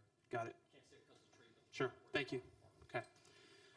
So the area you just pointed out where the firearm was discovered, we now know that the point you took shots at him, point to us where you were when you took those 2 shots. Okay. Over here. So we now know, hindsight, that he didn't have the firearm anymore. Yes, sir. However, you never saw his empty right hand. Right. And certainly a reasonable person would, at least from my perspective, would believe that Yes, sir. with him not, with him disregarding your commands and him not, him having shown a firearm and you didn't see anything different, that you believe he was armed. Yes, sir. So my question is, Officer Bass coming in there and striking the suspect, we know that he did not see a firearm. Were there any actions that the suspect was taken that would have led Officer Bass to believe deadly force was authorized from his perspective? I do not know what he saw. So You did discuss the case with Officer Bass? no, sir. Okay. No, sir. All right, so he struck the suspect, Williams, and you all took him into custody? Yes, sir. Okay. And then, of course, we heard that he was asked if he was okay. Yes, sir. All right. What else happened then? That was it. Per protocol, I'm not supposed to talk to anybody. So I just sat pretty much. Nita asked me if I was okay, and I waited for the FOP to arrive on scene. I have no further questions. Yes, sir. Lieutenant Dorner? Do you know if it was ever announced on the radio, Signal Zero? No, sir. Like I said in the beginning, I couldn't get through because if you go back to the beginning transmissions when Nita was advising that we had someone running, that's when it was beep, beep, beep. I couldn't do it. So that's why I just yelled. And then you saw the gun in the well-lit area of the traffic stop. Yes, sir. Is it likely it was discarded, fell out in the dark area you described over here? I didn't hear. I mean, I would have heard of a firearm hit the ground. I didn't. I know you don't know that. Yes, sir. You assume he still has it, but I'm just saying, you described the area that it was eventually located by detectives as the dark area of Yes, the sir. complex. Okay. Yes, sir. Assistant Chief Kennedy? You answered all my questions with your testimony and other. Chief Short? Sure, yeah, let's just clean up a couple of things. We'll start with some definitions. Yes, sir. The definition of a fleeing vehicle is a vehicle being operated by a person who refuses to stop when being directed to do so. Did the suspect meet that definition? Yes, sir. All right, the definition of a vehicle pursuit is the following of a fleeing vehicle by law enforcement with the intent to stop the vehicle from eluding capture. Did you meet that definition? Yes, sir. So you did have a vehicle pursuit? Yes, sir. Okay. Can I also say something on that? I was going through where you're talking about that passenger, when we interviewed him, and Detective Sullivan interviewed him, he does state during the interview that when their patrol car gets behind them, he realized the lights are off, patrol car turns his lights on, the passenger says, Wilson took off. Okay. The driver took off. So just for the record, because it wasn't amplified, Detective Orkentine has confirmed that the passenger of the vehicle was aware of the driver's actions attempting to elude law enforcement to actually flee from the officer. Okay, thank you. Okay, so we definitely had a vehicle pursuit. There's 5 reasons why we're allowed to have a vehicle pursuit. One of them is engaged in reckless driving. Would you say driving in oncoming traffic with no headlights is reckless? Yes, sir. Another reason is you're suspected of driving under the influence of alcohol or a controlled substance. Did you have indicators of such impairment? Yes, sir. Okay, so not only did you have a vehicle pursuit, but you had a justifiable one? Yes, sir. Okay. Second thing we're going to clean up is you mentioned more than once that it was an unknown risk traffic stop. Yes, sir. The definition of an unknown risk traffic stop means you don't know anything. Right. But I would counter that at the end of a vehicle pursuit in which the passenger fled, that's not an unknown traffic stop. That's a high-risk traffic stop. Okay. Would you agree? Yes, sir. Okay. And so for that reason is why you pulled your gun out and you were more heightened than you have been on other traffic stops. Yes, sir. All right, next, you said that you heard the suspect rack the firearm or something similar to that, but you also said you were giving him loud verbal commands. How were you able to hear that over your loud verbal commands? Whenever I was yelling and he disappeared, there was a little break. My voice was gone the next day. I was yelling so loud, so I wasn't able to, scream at him the whole time. But obviously, after he did it the first time, I kind of stopped for a brief second to see if I heard the noise again, and that's when he did it the second time. Were there any sirens from responding officers that would have hindered your ability to hear the suspect loading his firearm? No, sir. I was the only one with the SUV at that time, and my sirens turn off when I put it in park. Okay. You mentioned that you had not only fear for yourself, but also citizens and residents. Were there any citizens outside? There could be. This apartment complex is a very active complex. People go and do their clothes at night. It's an area that I go to often. Did you see any citizens outside? No, sir, not that I recall.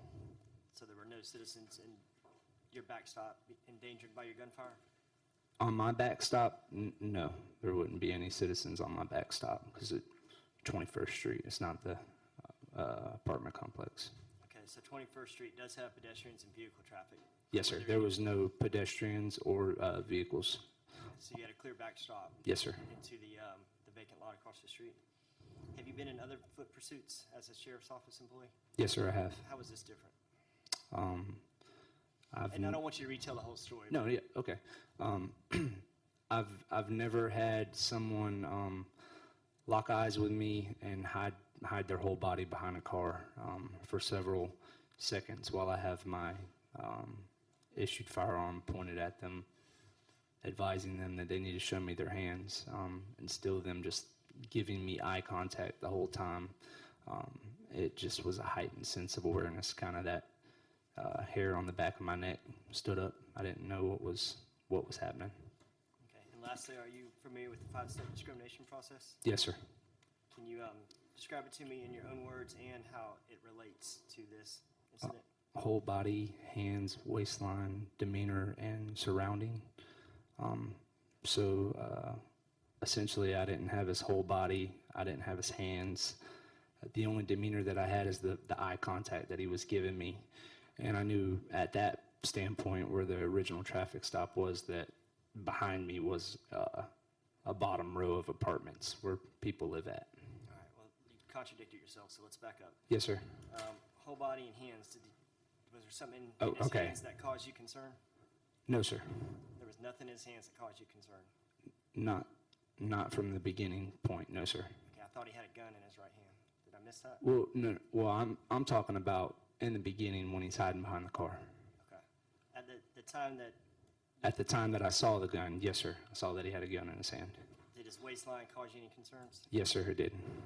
The immediate surrounding area, was it, and you already answered it once, but we're talking about backstop, citizens, we're talking about crossfire of other officers. Were you confident that your backup officers were not in a crossfire or any danger from your actions? Yes, sir. And then lastly was demeanor. How, is this demeanor different from other suspects you've encountered in the past? Surrender demeanor, a flee demeanor, an aggressive demeanor? Just fleeing and just how he was acting, just his whole demeanor pretty much. Right. So was his demeanor that of surrender? No. Was it of They have that fight or flight. It seemed like he was going to fight. okay. Thank you. So just following up there, so when Chief Short asked you if this foot chase was any different than any others that you had, you said that he, locked eyes with you and the hair on the back of your neck stood up. And while those are important indicators that we have as police officers that we use, that obviously is not a reason to use deadly force. Right. The reason this was different, correct me if I'm Firearm. wrong, is the fact that he had a gun in his hand, correct? Yes, sir. Okay, thank you, Director. I think everything I asked, or everything I had to ask was. Okay, officer, because there's another principal, you're going to be able to hear anything that he has to say as well. And so we're going to ask you to return to your seat in the hearing room here, and we'll call Officer Bass to the table.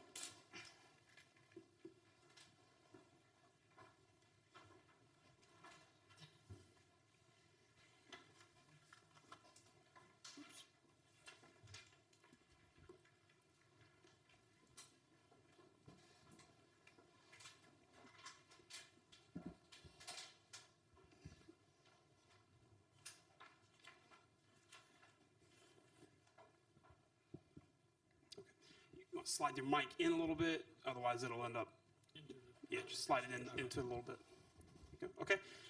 Good afternoon, officer. Just state your name, ID number, and your assignment on the night of the incident. Officer Bass, Bo Bass, ID 69793, and I'm currently assigned to Zone 1 Midnights, where I have been for the last 4 years, including this incident. Including this incident. So on the night of this incident, you were on duty as a patrol officer. Yes, sir. Okay, thanks. All right, so Officer Bass, at this point, we've heard the witnesses to this traffic stop. We've heard Officer Bostic go through what he observed all the way up to and including him using force and him observing you strike this suspect with your vehicle. What I need you to do for us is take us back to the beginning of your involvement when you first heard this traffic stop go out on the radio or observed the suspect vehicle. Walk us through your perspective, the things that you're seeing that night, and kind of explaining all of that. And again, just like I did with them, I may end up pausing you at some point to ask some clarifying questions, okay? Yes, sir. All right.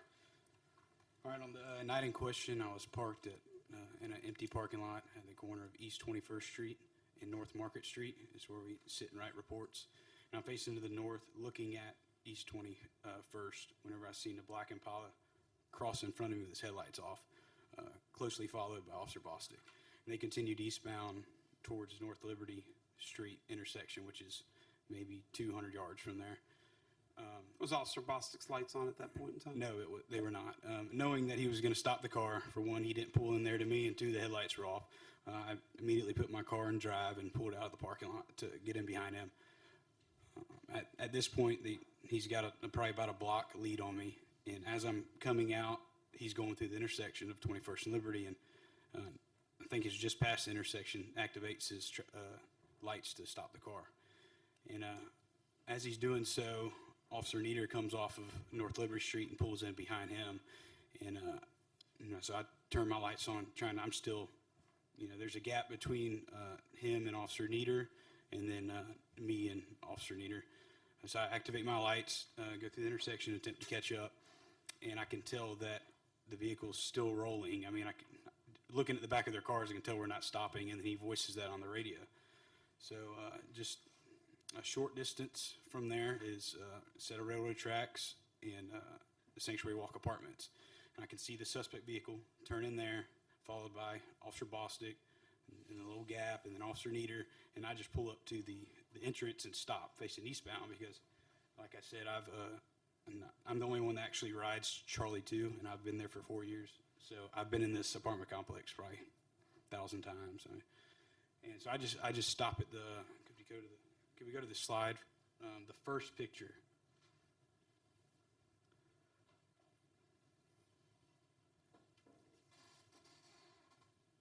Yeah, right there. Okay, so I stop right here, and I'm just sitting here facing to the east, and because I know there's only two ways they can go. They can go left right here, and then it stops, goes around here and stops here, and this is all enclosed. And at that point, I probably would have just exited my vehicle and walked this way. Or if they continue straight and make this right, I know that it just sneaks through and ends up here. So as soon as they made this right, I saw the suspect vehicle turn, Officer Bosick turn, and I could tell when they made that turn, they weren't stopping anytime soon. So I immediately just drove straight, went northbound on Evergreen, turned all my lights off, and exited my patrol vehicle and walked up to the fence. Could you put up the slide with the iron fence, please? Just any of them. Right there. Okay. This fence goes all the way around, so obviously you see right through this fence. On the east side of the complex where I was at, there's some trees and stuff. I kind of had to duck under some limbs, but I had a clear point of view at that section. Excuse me, Officer Bass, I'm having them we've got a slide of your view from that night, if we could, there you go. Yes, ma'am. So this is obviously Officer Bostic's view, and this is mine. But before we get there, I actually beat them to this side of the apartment complex. I'm just standing by myself on the fence, and here they come, just like I thought, and they actually pulled about even with me, and the suspect vehicle pulled into a parking spot facing west directly away from me. And as he was doing that, the passenger immediately bailed and ran through, here's their car, ran through this breezeway. So they pull in. Okay, so hold it. So obviously we know that this picture to the right has flash photography and that you're not seeing that bright light there, correct? So, but you could see well enough in there that you were able to see the passenger jump out of the vehicle and go through the breezeway. Yeah, absolutely. Whenever they're at this point coming in there, Officer Bosick's got his blue lights activated. He's got a spotlight on. You can see this light here. I mean, that's not, this obviously isn't the best light in the world, but he has very bright lights on his police car, and his headlights and spotlight point straight. It's clear as day. And I'm standing there 25 foot away. So you're up against the fence looking? Yes, sir. The fence is 2 steps maybe from this curb. So this is my view. And those parking spaces were vacant at the time? Yes, this is all. Well, obviously we locked it down as soon as this happened. So what you see in this picture is what you saw. Is going to be the layout. Okay, all right. Detective, that photograph on the right was taken at a different time, is that correct? We took it a couple weeks ago. Okay. But we tried to get it about the same time that the incident occurred, maybe an hour before. It wasn't exactly at the time the shooting occurred, but at night. The vehicles in the position on the photograph on the right were not there at the time, so. Correct. But to the best of your recollection, even though this photo was clearly not taken of the lockdown scene, there were no vehicles obstructing your view right there in these spots? No, sir. Okay. There typically, like I said, I've been here for 4 years. There typically isn't enough occupants in this apartment to fill up this outside row of spots. All right, so you clearly see that the passenger, you were able to see this passenger leave that vehicle. You didn't just see him illuminated in the breezeway. You saw him you had enough light to see him get out of the vehicle and run. Absolutely. Okay, all right. So once they parked, the passenger door was open, so the dome light inside the vehicle was illuminated, so I could see there was another occupant in there, and you could kind of see him moving around. A few seconds went by. I can't be specific, so I can't recall that, but he didn't just open the door immediately. He hung out for a minute, and right off the bat, Officer Bostic is standing inside of his door frame. And now we're talking about Williams, the driver. The driver, We've already correct. seen the passenger flee. Yes, and now the we're talking passenger's about gone. The driver, Williams, okay? Yep. So Officer Bostic's in his door frame, and he's got his gun drawn and giving him commands to show me your hands, and then he just on his own opens the door, and at this point I told him to use this photo because this was my best angle. So if you can see the angle on this Dodge truck, I was at this angle, maybe even a little further to the south, to the left here. So I mean, I had a clear view. When he opened that door, I could see directly inside the car, and lighting at that point was his spotlight into the back, lighting up the cab, as well as the dome light inside the car. So the suspect opens the door, steps out, and he looks over. Officer Bostic has no idea I'm there. Okay. He opens the door, looks over the top of the car. I guess it'd be at this one. And Officer Bostic is actually in his door frame, so he's a little further to the right, but looks over the top of the car at Officer Bostic, and then squats back down and goes back in the vehicle, just with his top half. And he reaches in the vehicle, and he comes out with the gun shown in his right hand. Okay, hold on. So obviously Officer Bostic got a different view than you, but you're saying from your perspective, you could clearly see the suspect reach into the vehicle, and you saw the firearm in his hand as he pulled it out of the vehicle? Absolutely, yes. Yes. Okay, how was he holding the gun? And just like you hold a gun like you're ready to fire, by the handle. And he had that in his hand, and he was coming out of the car underneath the dome light of the vehicle. Because I believe on the Impalas there's actually it's been a while since I haven't had an 08, but there's actually a light on the door as well as the dome light. So everything he's doing inside right there at the door frame, I can see from the light of Officer Bostic's spotlight lighting up the interior of the car as well as the dome light of the vehicle. Where did he get the gun from in the vehicle?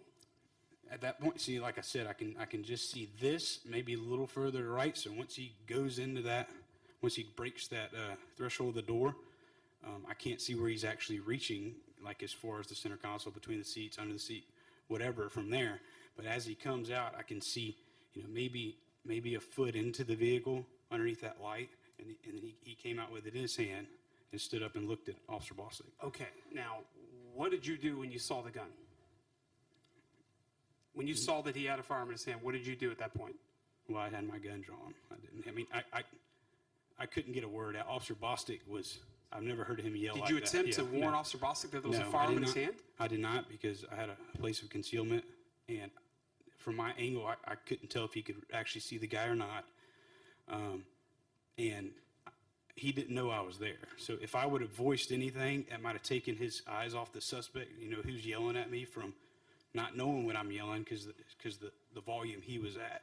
I mean, he was just constant, yelling everything to show him his hands. Officer Bostic was constantly yelling at the suspect to show his hands? Yes. Just now that we kind of walked through that a little bit, I need you to summarize or clean that up, that statement, the reason why you did not tell Officer Bostic that there was a firearm in the suspect's hand. He didn't know I was there behind him. He is in Officer Bostic did not know I was to the left and behind him. He was yelling, and I had a place of concealment behind him. So if I just yell something that he can't understand over the back of his, behind his shoulder, he might, especially kind of off in the bushes, he might take his eyes off that suspect for a split second. And I felt at that point in time he had control and command over that suspect. Not control, but he was handling the traffic stop. Okay. Were you under the impression that Officer Bostic saw there was a firearm in his hand? I can't speak for him. I didn't. Okay. Did you attempt to get on the radio to announce to the other officers and to Officer Bostic, hey, I am observing the suspect, he has a gun in his hand? Yes. From the time I was there until the end of this scenario, I could not get on the radio. I mean, I was mashing my button, and there's a busy sound. It just goes beep, beep, beep the entire time. Okay. Okay, so you see that he pulls a firearm out in his hand. Now, at this point, has he ducked down yet? Remember, Officer Bostic testifies, he sees the initial disappearing. From Officer Bostic's perspective, we don't know what he's doing. Could have slipped and fallen. But he goes down, he comes up, makes eye contact, and then goes down a second time. At what point during that sequence of events had you observed the firearm in the suspect's hand? I guess the second after the first time Officer Bostic saw him, because he looked at Officer Bostic, went in the vehicle. As he was coming out, he looked at him. That's the initial ducking down. Yes, the initial ducking down. And then he comes out, and he looks at him again as he takes a step back. So he looks at him, and he takes a kind of a drop step, and he squats down and puts his phone and keys on the ground. And at that point, So he stepped down. You were able to see him clearly enough that he put his phone and keys on the ground? yes, his phone was lighting up. He's got a smartphone, so it was glowing in his hand. Okay. That's the only way I knew that was phone and keys, because once he took that step back out of that immediate light of the car, at that point, there's no light from here. There's no light from his patrol vehicle. And that dome light's kind of given away. So whenever he takes that step back, it gets darker. And then he sets his phone and keys on the ground, stands up, and takes the firearm from from his right hand and puts it in front of in his waistband area. I don't know if he tucked it. I don't know if he just was grabbing his pants so he could take off his pocket or anything in the front right here. That's just where he put the gun. I know that. And then he squatted back down, scooped his phone and keys, and immediately took off around the front of the vehicle. So from the time that you saw him, and I know that we're asking you to try and nail down timeframes when that it's not always reasonable to do so when you're in the middle of a situation like this, but from the second that you saw the firearm in his hand, and then you saw him dip back down, you see the phone being set down, how much time are we talking about between that and him fleeing? Seconds. I can't put it. I mean, it was a very short period. Seconds as in 3, 10, 20? I couldn't tell you. So whenever he fled, did you attempt to then warn Officer Bostic, hey, be careful, he has a firearm in his hand? It was that point, as soon as he fled, Officer Bostic goes after him, and now they're going further away from me, and he never shut his mouth. I mean, Officer Bostic is yelling the whole time. Did you ever hear him yell gun, or at what point did you ever hear him? I know that you obviously at some point returned to your vehicle to go around to the front. Yeah. When did you hear him yell gun? No, I did not. I did not hear him. No, I was. So you didn't see him chase after him through the breezeway? Yep. As soon as Officer Bostic cleared that breezeway, and I could tell that they weren't about to get in a shootout right here, and that he was completely fleeing. As soon as Officer Bostic disappeared, and I saw them kind of going out out of my view off to the other side, I immediately sprinted to my car, which is just a few feet behind me, got in, and because I know from my experience here, I know that there's no other outlet, and that's where he's going, is to the front. Okay. So you think he's going to the front of the complex, you get back in your vehicle, then you drive towards the front of the complex. At this point, are you getting any additional intel about him over the radio, or is it other officers just saying they're arriving on scene, or what are you experiencing from the second you get back into your car to when you pull back up to the front of the complex? Officer Bostic somehow got through with a long transmission, as you heard in the beginning. It said they're going towards the front, and that reassured my thinking that they were. Were you trying to get on the radio again to warn about the firearm? Yes, from when I was on the fence line until just before the end, when I got eyes on them and I had to do what I did. I was holding the button and pushing, and every now and then someone would get through, but I believe Officer Bostic was doing the same thing I was. Okay, walk me through what happens there at the front of the complex. Okay, can we change the slide, please, just to the first one's fine.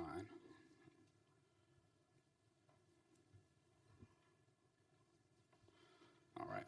Now I turned my car around really quick. I think I could just put it in drive and make a U-turn, and then come back down to 21st and went westbound on 21st. And as I get, as I can start to see the entrance here, I went really wide because I knew I was going to have to drive in straight. And I come about right here. I see the suspect breaking the gate area right here, and Officer Bostic, I wasn't watching him. Obviously, I'm staring at the suspect because from the time I started making this corner, all I was concerned about is where is his hand, his hands at least, because I know the last place I saw that firearm was in his frontal area. So I get right here and I can start to see the suspect, and I can't get a good pin on his hands yet because he's running, and it's kind of, he's going at these trees. It's lit right here, but it's still dark. And so I could tell he was coming up on this curb, and he was going to head towards this fence, hit the sidewalk. So my initial reaction was to just cut him off. But as I got And about in the middle of that, right here around the curb, when I was hitting the curb, I could tell his hand was right there where he placed that firearm, and he's starting to make a turn. His right shoulder's ducking and turning towards me, and he's starting to slow down and turn completely. So I went immediately from trying to cut him off as he was turning towards me and eventually all the way around to Officer Bostic, but still with that hand right there where I saw that firearm. So at that point, I changed my course of action from just cutting him off to just slightly to where I can push him up against the fence to eliminate the threat. So it was your intent to hit him with your vehicle? Yes, sir. Why? Because I knew he had a gun and I was in fear for my life and Officer Bostic's life. So you recognize, of course, the use of a vehicle to strike somebody is deadly force. Yes, sir. So if you weren't in your vehicle, would this have been a situation where you would have pulled your firearm and fired? If I was in Officer Bostic's angle, yes, because Obviously, if you had a safe because ability to do so. I couldn't with my So backside. because of your position, you were in a vehicle, it made sense at that point to use your vehicle as deadly force. So at what point did you realize his hand no longer had the firearm? Once I pinned him up against the fence. Like Okay. it was, as soon as I pinned him, then I could see both hands, and it was clear. And officers swarmed both sides of my bumper with their guns out, and I could tell it was safe, so I backed up. And Okay, he you fell backed down. your vehicle up, they took him into custody? Yes. What happened then? I exited my vehicle. I actually came around and covered covered the suspect as well with my firearm, pointed my firearm at him until they moved in, and then I holstered and they cuffed him. Okay. All right, thank you, Officer Bass. I'm going to move to Lieutenant Dorner. My questions are Assistant Chief Kenny. Yes, I need you to take me back a little bit. When you were behind the fence and Officer Bostic does not know that you're there, with Officer Bostic's statement, even if it was 60 seconds up to me long, he thought he was there alone. He didn't know what the suspect was doing. I know you were trying to get on the radio, but you felt there was no time at all to just be, I'm here, it's Bass, to let him know, because from what you're describing, it seems like you were watching a suspect get his firearm ready. The suspect didn't know that you were there either, which was good, but there was absolutely zero time to warn Officer Bostic that he was not alone there. No, well, the last time I saw Officer Bostic, he was followed by Officer Nieder. So I didn't know if Nieder was on the other side of his vehicle, but I knew Nieder was with him. So I didn't personally believe that he was alone. I know from my angle I could only see him. No other questions? Chief Short. Sure. Obviously, the board is a little confused on not warning Officer Bostic, so I'm going to try to clean it up a little bit. Are you familiar with the OODA loop decision-making cycle? No, sir. Okay, so it's an acronym. It stands for Observe, Orient, Decide, and Act. And it's a decision-making cycle that we all have to go through in order to make a decision. So the first part of it being the observation is you seeing the suspect retrieve a firearm. The next part of it, the orient, is you have to orient yourself to your surroundings, to Officer Bostic, to where other officers are, citizens, and so on. You have to make a decision what you're going to do with that information, and then you have to act on that decision. And so it's a process that we all have to go through, and some people make it faster than others, but you can't make a decision and act on it without going through that cycle. It took you a very long time to tell that story, and I think in actuality it probably happened pretty quickly. Can you use one of those blue guns and demonstrate the actions of the suspect, retrieving the firearm out of the vehicle and then taking off on foot, and showing us Yes, sir. approximately how long that took?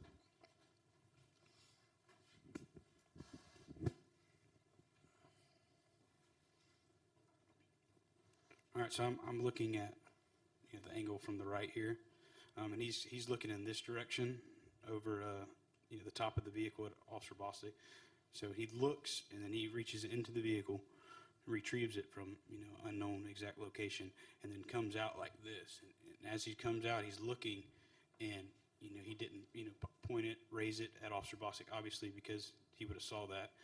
He comes out, looks at him again, and then sets his phone and keys down. And stands up and places it. But at this point, he drop stepped. So when he drop stepped, he's just kind of out of that dome light. So I couldn't tell if he tucked it, if he, grabbed his pants to pick the, with the firearm, to pick the phone and keys up before he took off running. But I know he put it in this general area. Okay, so you've told us twice now what happened. I just don't believe the suspect moved that slowly. And if I'm wrong, tell me I'm wrong. So set the microphone down and show us the suspect's actions as quickly as he did it.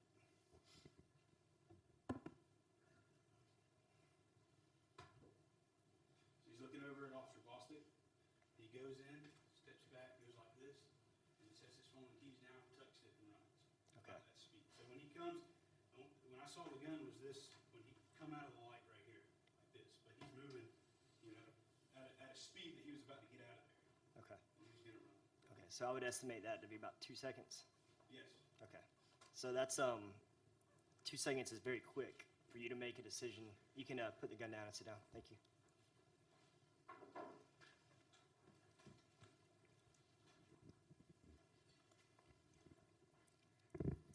Have you ever been in a situation before where you were watching an officer from a position of concealment and see a suspect retrieve a gun that the officer was not aware of?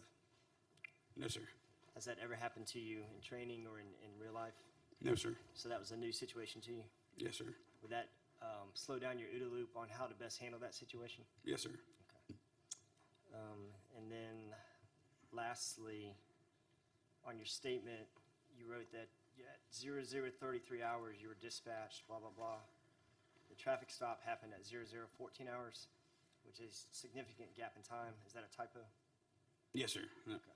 All right, so you were dispatched, not just dispatched, but you actually on viewed the traffic stop. Yes, sir. Okay. Just want to make sure that's a typo and nothing more. I guess that's when when I received the screen from the CAD, because I typed that statement a few days later. Okay. So I had to look that up and explain thank that. Director Hackney? Chief Short asked my questions. I'm good. Okay. Thank you, Officer. All right, to this point, I'll turn it over to Director Hackney for our executive session. And actually, Officer, if you will just grab one of these chairs and sit here at the center table. Thank you.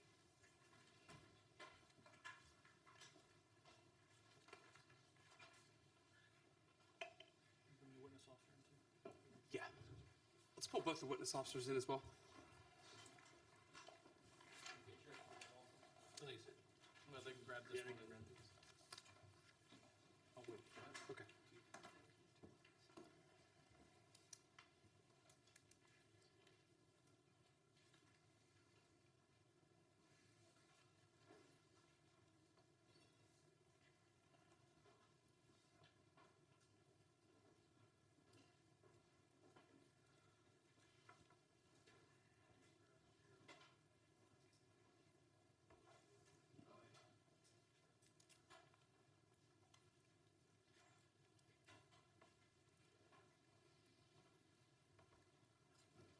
All right, guys, so now we're going to go into what we call executive session, and that provides us as the board the opportunity to either ask each other questions, discuss your testimony, anything we've seen evidentiary-wise. We also seek input from the police academy, the firing range, and the general counsel's office.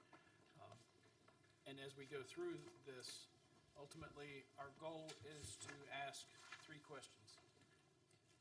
And we will ask these questions to come up with a recommendation for the sheriff. And the sheriff has the final authority and responsibility to make a decision for the final action in this case. The 3 questions that each one of us will answer are, was the member's use of force within departmental policy, yes or no? Does a member need any additional situational training, yes or no? And should the case be referred to internal affairs for any further investigation, yes or no? You'll hear each one of us vote on those, and we make that as our recommendation to the sheriff. We may or may not ask you questions if something comes up that we need some clarification for. Certainly reserve that right to ask you, but the testimony part on your part is over, and now it's on us. So that being said, in order to kind of start some of the conversation, I'm going to go to the firing range first and ask for your input as reference to the In reference to discharging of the firearm, I do not see any policy violations. Okay, what about the use of the vehicle? No, sir. So I know obviously we don't have a section in our RTR policy to talking about using a vehicle, but in a situation where that may be the only thing that you have access to, is that acceptable to use your vehicle when you have justification for deadly force? Yes, sir, it's on the same level. Okay. Anybody for the firing range before we move to the academy forever? No question. Not only acceptable, I would say even more effective. Given the unlikely chance that he would hit a moving suspect on the run with his firearm. Officer Bostic missed twice, so to put even more rounds downrange unnecessarily, not only was the vehicle justified, but it was even more appropriate. It was quicker. It was more effective. I think not only well within policy, but the most appropriate choice of force. Agree. Okay, moving to the academy for the entire training relations and aspects of that. Yes, so a couple of things on that in reference to, just to clarify, Officer Bostic's, just to make sure that the public understands the action versus reaction principles and the fact that the officer did not necessarily need to wait until the suspect did in fact turn towards him in order to take those shots. But the officer did have to consider what the backstop was at that time. He articulated that at the time he did take the shots, not only did he feel that the suspect presented an imminent threat to the community at large and an immediate threat to the officers that were there at the scene, but his backstop was clear at that time. So that principles of action versus reaction apply at that time. And in reference to Officer Bass moving to the position of a tactical advantageous position, even on the outside of the complex, that is something we would advocate as terms of why he did not take the shot at that time. As it was described, Chief Short said that processing of that OODA loop and maybe even priority to fire principles might apply during those circumstances, and something to consider as well. What about the notion that you see a firearm, but perhaps you don't notify the other officer there's a firearm there? Is that because of how quickly that occurs? I mean, we're looking at maybe 2 seconds. Yes, in order to process that information through and actually take action, we would advocate that taking that action, moving that position of tactical advantage, and moving to eliminate that threat. At the same time, there's both verbal and nonverbal communication. That nonverbal communication of actually drawing your firearm and trying to eliminate that threat from that other officer, if you're able to, would be sufficient to notify that other officer that there was an immediate threat to his life. So my area of concern is something that's been an area of concern for years, and it probably is across the nation with law enforcement agencies. As Officer Bass explained, he's trying to get on the radio, and he can't. And we have 2 people that are in front of an armed suspect, and neither one of them are getting on the radio because they either can't or they're doing something else. But we have transmissions, aplenty by, I assume, officers that are announcing their arrival or asking questions. Is there any sort of recommendation on training to be pushed out to the patrol division with regards to maintaining radio silence when we have emergency radio traffic, when we have that particular phase? Is anything being addressed in the academy, or anything that perhaps we could put together to push out, even if it's just a memo of some sort? Radio discipline procedures are addressed not only through the recruit process of the academy, but also through active shooter principles that our officers are assigned to take, as well as specialized in-service classes that the officers take as well, in terms of letting officers and supervisors get on the radio to coordinate their approach and get out the necessary information when they are able to. The priority would be to act on what is going on at the time, and the radio will not solve those problems. But when there are lulls in the fight where we can get on the radio and coordinate the response of other officers, or supervisors can even coordinate the overall scene, then they are able to get on the radio to do so. Okay. So just a couple thoughts on Sergeant Ramich's comments. You mentioned priority of shot. I would throw in, lanes of fire also. That would have been a very dangerous shot for Officer Bass to take to Officer Bostic being downrange in front of him. The fact that he didn't announce the gun, I think, was an outlier. And I would ask all 4 of you, do you typically warn each other when you see a gun on a suspect? Okay, so the fact that he didn't do it in this case, I think, is an outlier. And happened very quickly as he went through that decision-making process. And then lastly, on the radio traffic, it's something that's taught at multiple different stages at the police academy. And when it happens on the street, it's a failure of leadership. It's the sergeants and lieutenants not holding the officers accountable. I know when I was a brand new sergeant, there was a Zone 1 commander who had some radio rules that we all followed. Yeah. And so when those aren't followed, it's, again, a failure on leadership, and it's incumbent upon us to maybe push that out in the next quarterly training. Yeah, I totally agree. And I think, to me, my big takeaway, and I'll just tell you guys now, obviously, very clear explanation as to why deadly force was authorized by both of these officers. They were justified using deadly force. There's no doubt in my mind. My concern, my takeaway from all of this is, yet again, one more instance where we have the two people that need to use the radio the most can't, because we have a bunch of people getting on the radio saying things that probably were not necessary. And so you're right, it is a failure of leadership. We've pushed out the training to stay off the radio when we have emergency radio traffic. We have clear direction in the policy, but none of that's any good if the sergeants and lieutenants aren't holding them accountable. So I believe, in addition to perhaps our next citywide roll call training, just that perhaps we should visit pushing something out either through our in-service or even just a reminder through a memo or info bulletin. If when Officer Bass was questioned as to why didn't you notify about the gun, and he just said, I don't know, I just didn't do it. I mean, certainly wouldn't be an acceptable answer, but for the 2 seconds that you had to think about it, the decision that you came up with seemed pretty darn good to me. It's like, I don't want to divert his attention to that 1 second or tenth of a second, then he went, what the hell's that? Could be enough that could have wound up getting him killed. So, ideally, you would want him to know, just for a safety standpoint, but in that quick gathering of put my crap together, no, he doesn't know. He seems to have it in hand, and go from there. And then lane of fire, not knowing he's behind you, not knowing he's back there, had you started getting rounds coming from behind you when he saw that gun, there's no telling what you would have done. You start receiving fire from outside the complex, and you return fire, then passes. Especially Got knowing the extra passenger had already fled. Absolutely. I mean, I would think, is that the passenger doubling back on me? Yeah. Yeah, Who knows? Wholly proper that you did not fire from that position where you're at. And again, if there had been radio silence and you didn't try and get on the radio and announce, I could have somewhat of an issue with that after the suspect's fleeing, because there's a little bit of time there.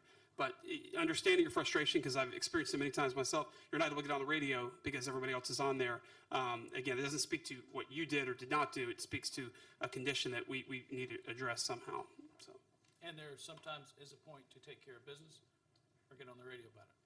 And, this seemed like, since you couldn't get on the radio, then finish taking care of business with what it was. So, any other thoughts with training and response or anything like that? Let's move to the general counsel if she has any input. I don't have any comments. Thank you very much.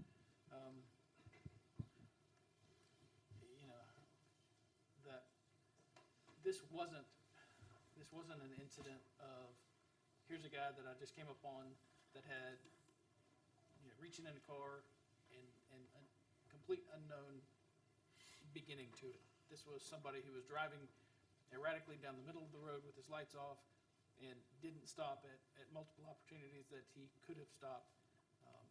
And then, you factor the gun into it. Absolutely. All the senses are Justified in pursuing the vehicle. And again, when I was asked that was not an attempt to trick you at all. You clearly were justified in pursuing the vehicle because you'd given those aggressive, reckless indicators, either of impairment or this is just, a wild vehicle going in oncoming traffic. You have the right to pursue the vehicle. And then, of course, when the suspect does what he did and you observe a firearm, deadly force is absolutely justified when you have a suspect that is not complying and he makes overt actions that you can only interpret as actions that would mean potential harm to you or to the people in the complex.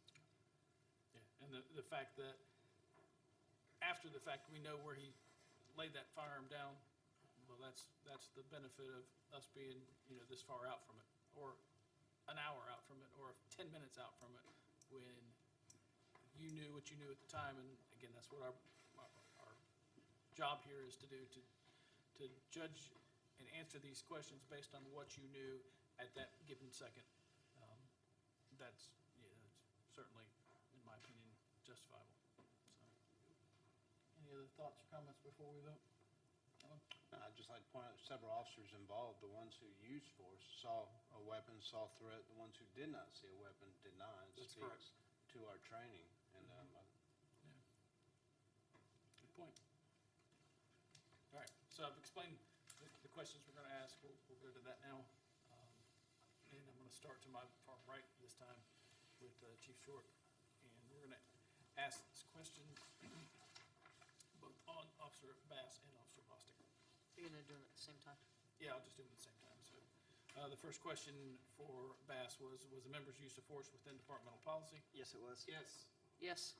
yes, I also vote yes. And Officer Bostic? Yes. Yes. yes, Yes. I count that. For Officer Bass, does a member need any additional situational training? No. No. No. no, I also vote no. Same question for Officer Bostic. No. No. No. no, I also vote no.